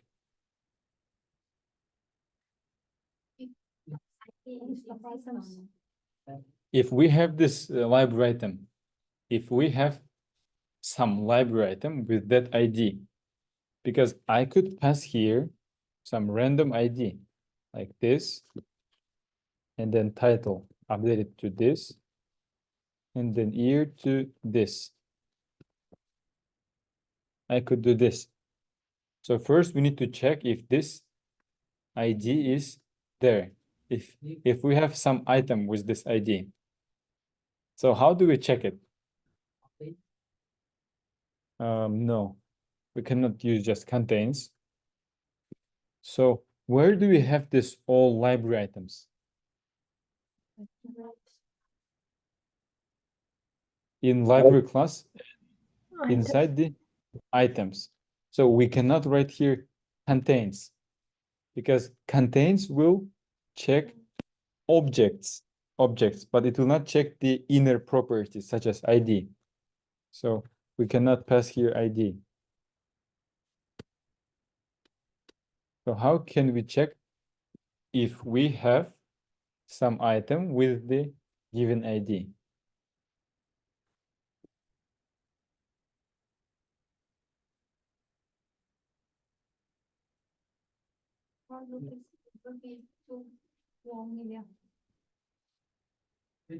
If statement, right?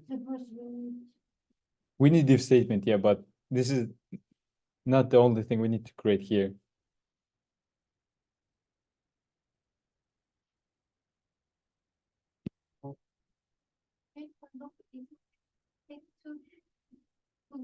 No, so we need to create a for loop.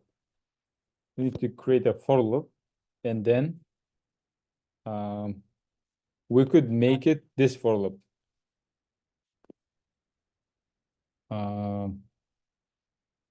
So there are two ways. We could find that item and immediately update it inside here. Yeah, let's do this. There are like 2-3 ways to do it. We could do this. Boolean is updated. Boolean is updated equals to false. Boolean is updated equals to false. Next, we will use a for loop to traverse each element.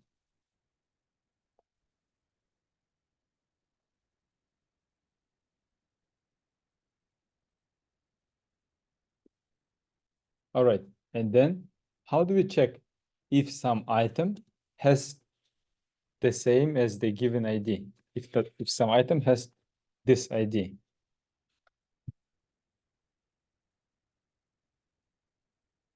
So this for loop will traverse over the all items. Items get If items get I. equal, get I is an object. Contains. Get its ID. So get I is an object. We cannot compare whole object, which has title, year, ID with this. We cannot do this. Equals. Get ID, get first items or second items ID, and then compare it with this ID. If it is the same, then we set this new title and new year. How do we do this part?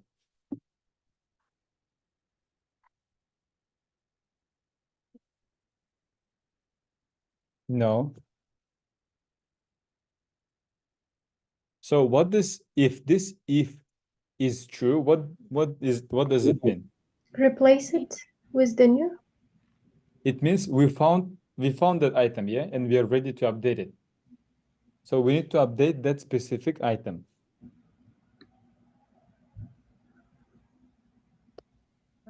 Which item should be updated at this point here? Items get by. It should be this one. Yeah. So items that get I. So to this item, we now set a new title. A new title. And to this item, we set the new year.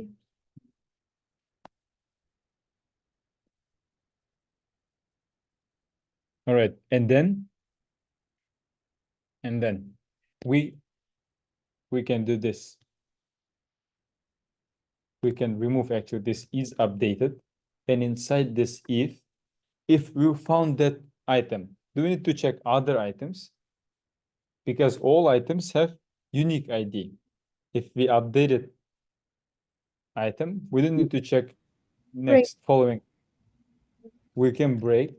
Before this break, we can print a message that item was updated.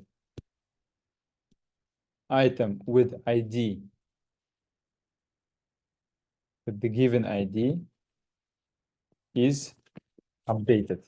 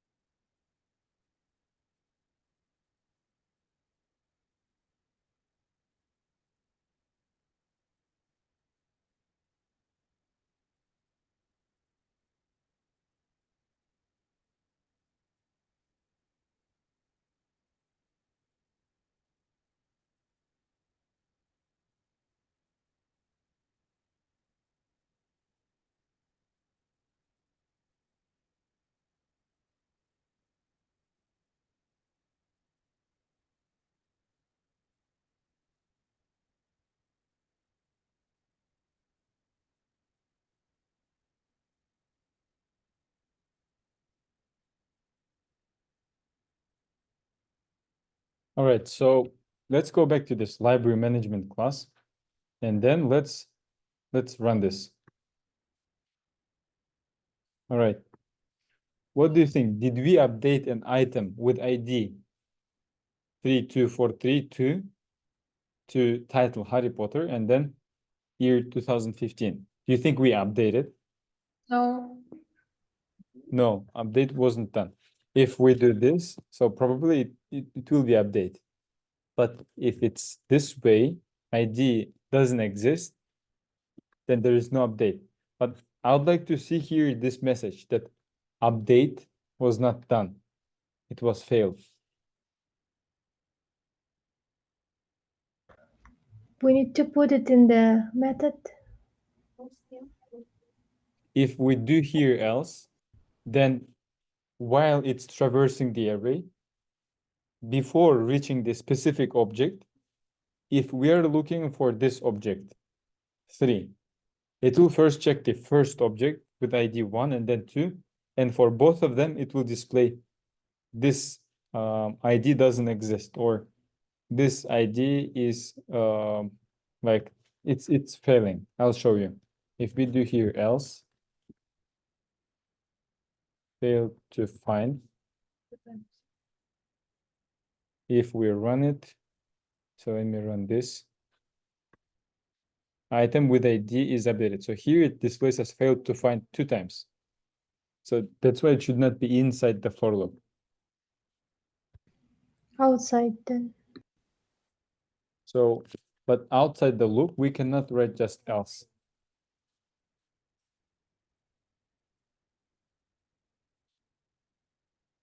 If based on something, we should display failed to update item with ID based on something.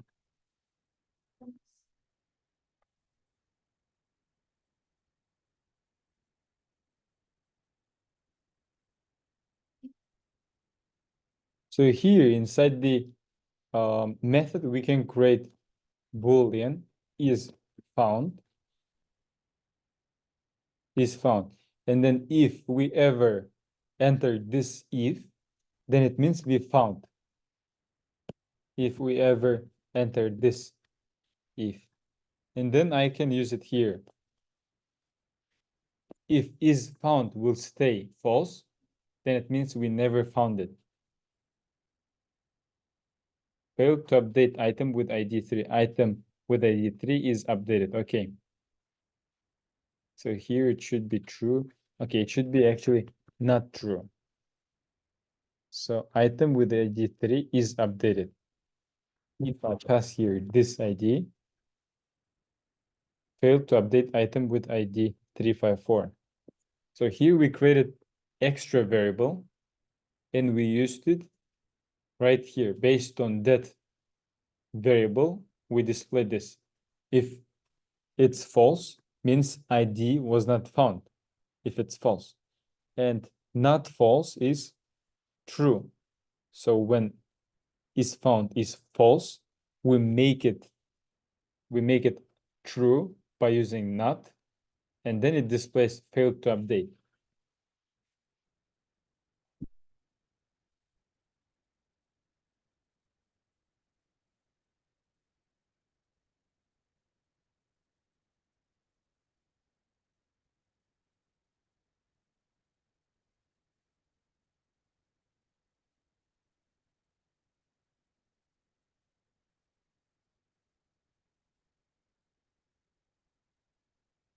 But if it's in real library, they will have nothing of this.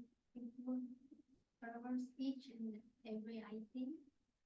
Mm-hmm. Is it, do you think it's ideal for you?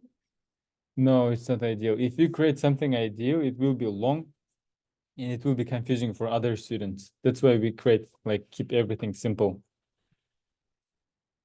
So, when it is found Boolean, Yeah, we declared it right before the for loop.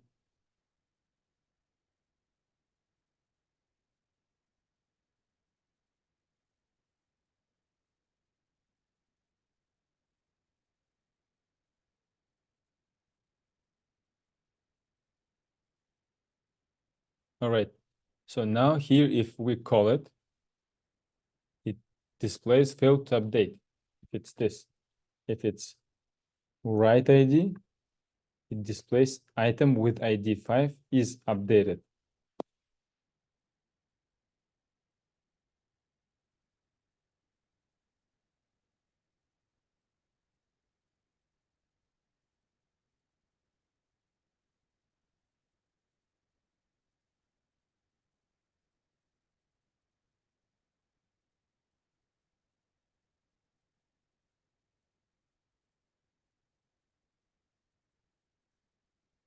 All right, have you done this update item? Yes. So I think we can just reuse this method for remove item and for find item as well, really. So first complete this.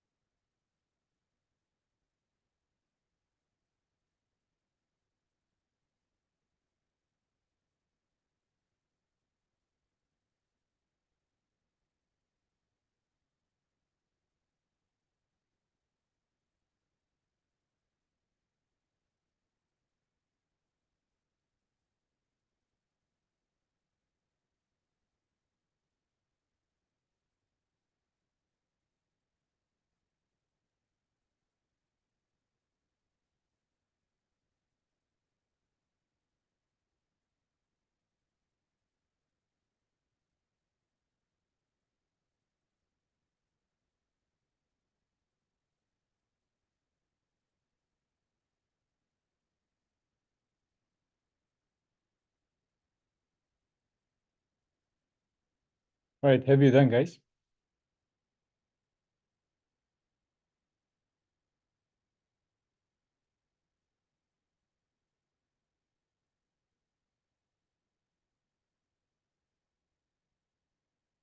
Have you completed update item, guys? If you did, let's move forward because we are just losing our time. Yeah. So here, next method to create, guys, is this one, delete item. Public void delete item. This method should remove library item from the array list. So here, make sure if item is not present or is present, display relevant message. All right, create this public void delete item, and we delete items based on the ID.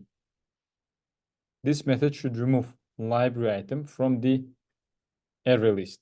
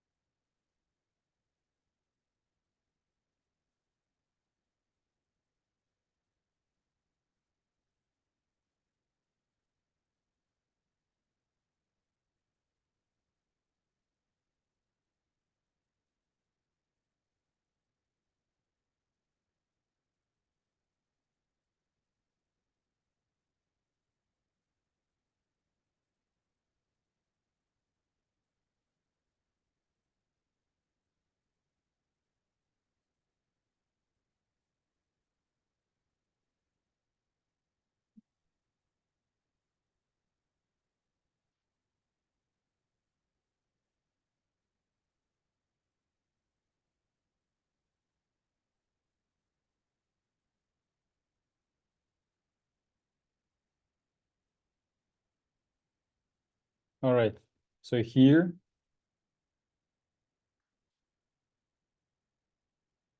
you must create another method, public void remove. Okay, delete item. Based on the ID. So you should guys come up with a logic. So can anyone share their ideas, guys? How to approach this one, this delete item method? First we need to check if there is like a specific ID that we want to delete. Mm-hmm. Then this we need to like traverse the array list of items, right? Mm-hmm. And then, like as in the previous case, we need to use if condition if the item get I ID equal to ID, then delete or remove. Yeah, exactly. So let's do this, guys. Let's copy this code. Let's copy it. And then let's paste it here. And then do we need to set a title, guys? And set here? No, No. it's not an update method. So we can do this. For loop runs if it finds item with given ID. We assign to is found the new value true. It's found. Next item with ID, we can do this is removed. Okay. And then here if failed to, we can display here failed to find item with ID this. So take a look at here, guys. Do we miss something? Yes, there is no like remove. Yeah, like we method. didn't remove. It should be done right here. It should be removed from items. Remove and based on the, not ID, based on the I. Yeah. Yeah, based on this I.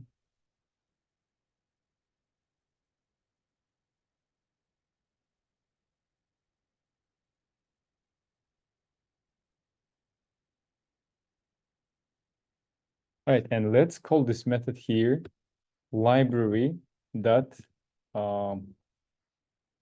delete item. Delete item. Here ID is, let's pass here 1.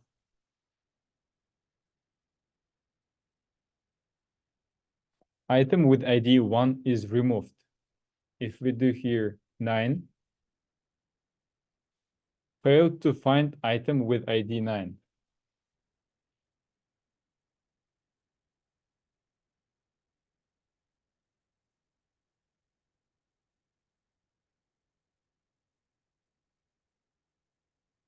All right. So here we've done with the delete item. It's pretty same with like update. And there should be another method. So let me hit it here. Item is not present, is present. Okay. We need this one, get item.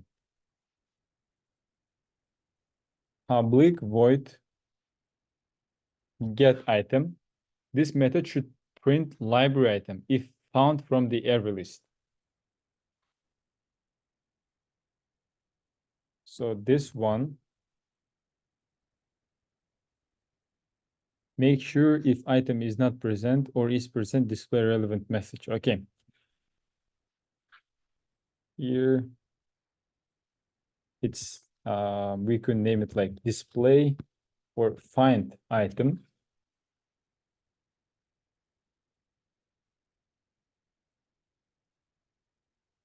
Public void find item. This method should print library item. What do you think, guys? Can we just reuse code that we have in the update item or this one? Let's try. Yes. Public void find item. Okay, so this one, this method should display library item details if found. So here, public void find item, it should accept ID. int ID parameter, and then we can copy this code. We can copy this code. So we need this is found here. What if I remove this is found and I remove this? What will happen to this code? If I remove extra is found variable.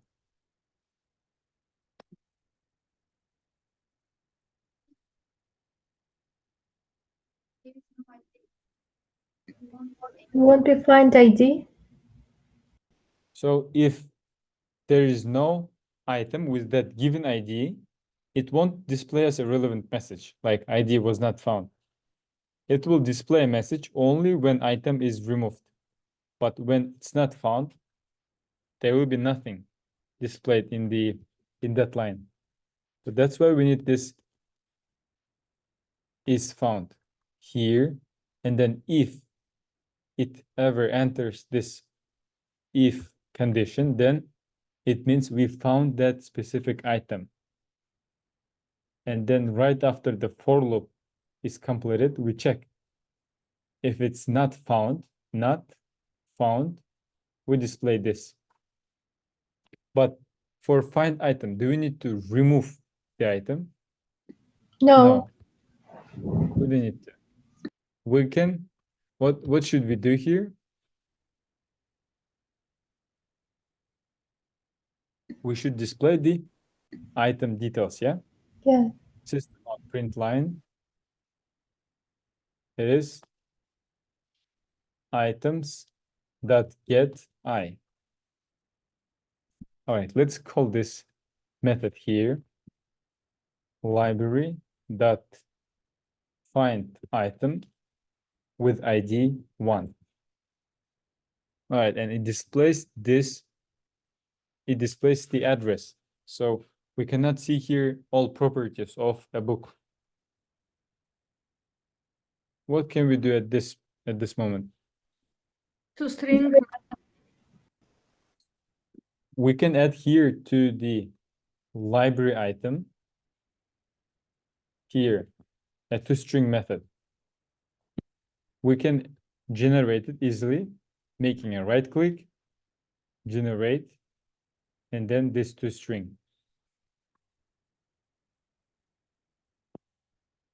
Right, let me rerun this. Right, now I see ID, book 1, and year. Library item is found. So I added a toString in the library item. All right. Is it true that, guys, books have one more specific property other than this 3? Yeah, what's that property? Author, right? But we don't see it here. The reason is this. So when this items.getI will be called, it will use this toString, not the one that we have inside the book. Why? The reason is this, because we created this array list, and the type for this array list was library item. So all of them have this type, library item. So that's why it uses this one, this toString. If we even create here a toString in the book class, it won't use it.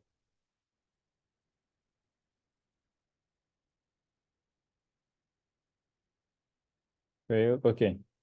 So it used it. It's very interesting.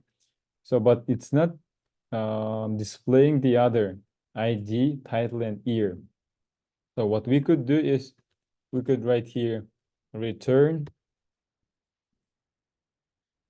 get ID plus get title plus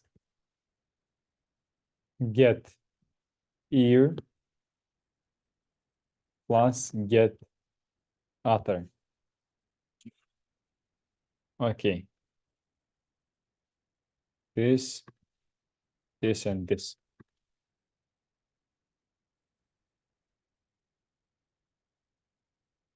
All right, this toString should be in the book class.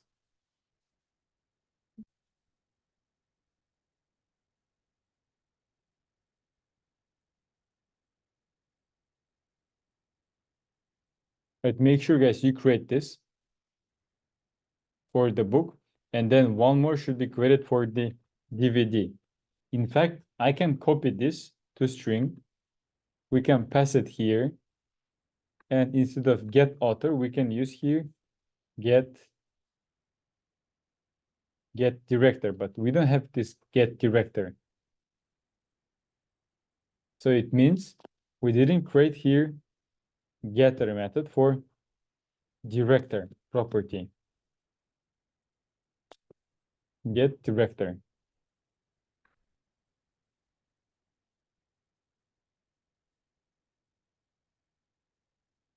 All right. So this one, field director may be a final. Okay, because we don't have here, it's setter. So it's toString method is this way. And for book, it has get author.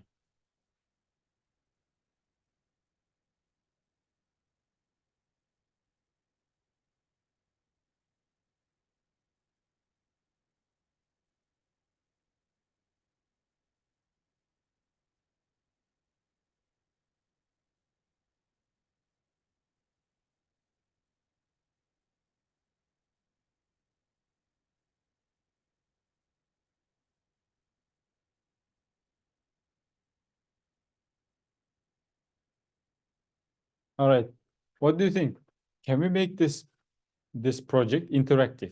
So when you run this, it will prompt you this. Choose one of the following options. Choose one if you would like to create a book. Or choose one if you would like to add a book.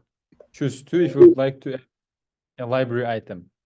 Choose 3 if you would like to remove library item. Choose 4 if you would like to find library item. What do you think? Can we implement this? Yes.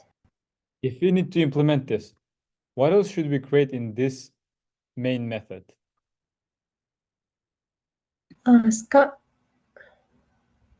Scanner should be used, right? Then for loop, right? Oh no. For loop, but No, do we know the number of times we're gonna run this? four No. times. Yeah. Oh no. So there will be a fourth option, like, would you like to stop? So that's why we use here a while loop. We would use here a while loop. While loop, and then here we have multiple options. It could be option 1, option 2, option 3. So if you enter one value from console, it should compare that value with options. What will you use inside that loop to check if the given input is option 1 or option 2 or option 3? If optimum and item, So we would use control flow statement, yeah, called if inside the while loop.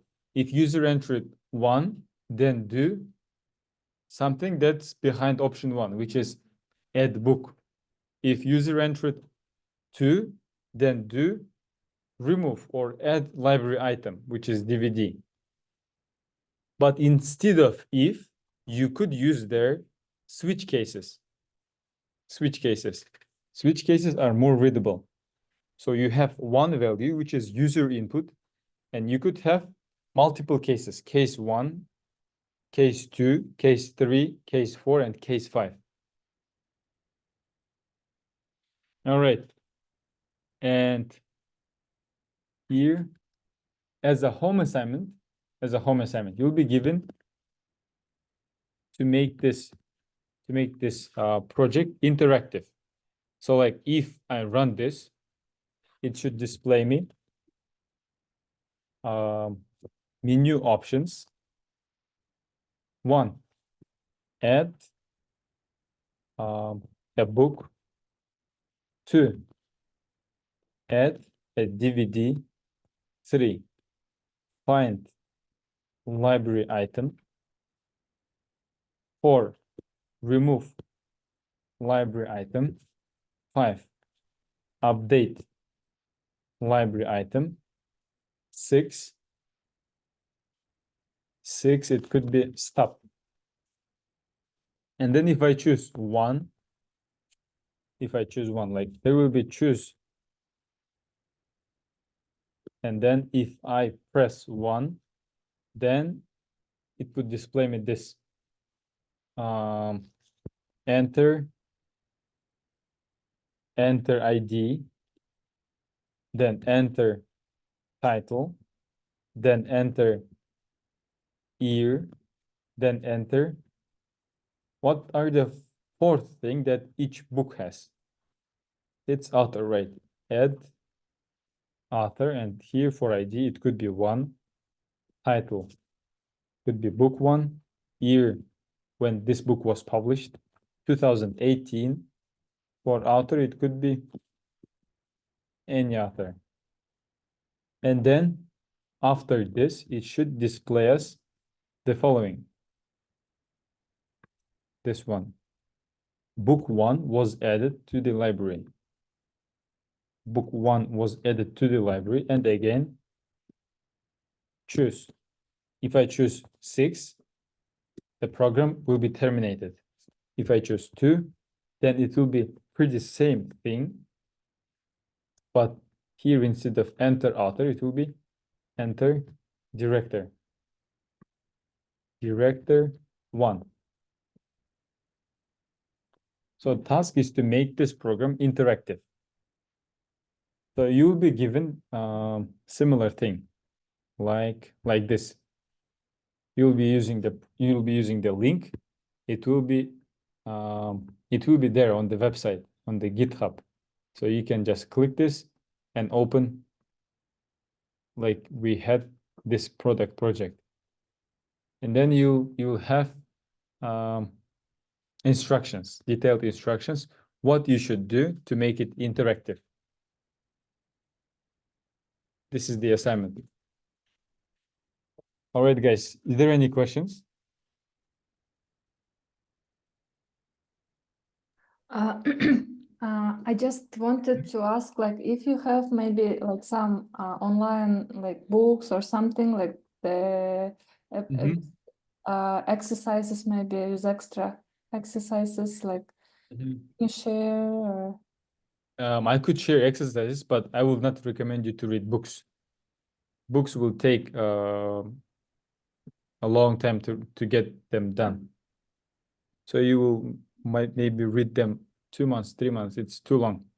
But I could recommend maybe some exercises. okay, yeah, that would be great. Thank you.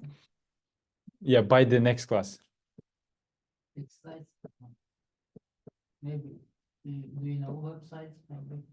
I know websites, but the problems that are there, they're too difficult for people who study at boot camps.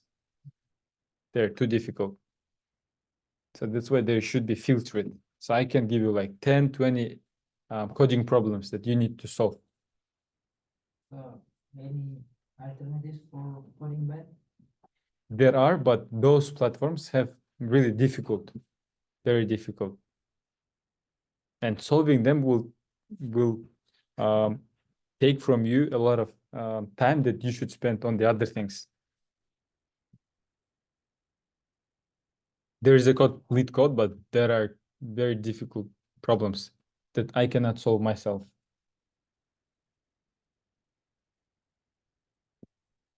All right, guys. So this is it for today. Have a good night, guys. Thank you. Good night. Thank you.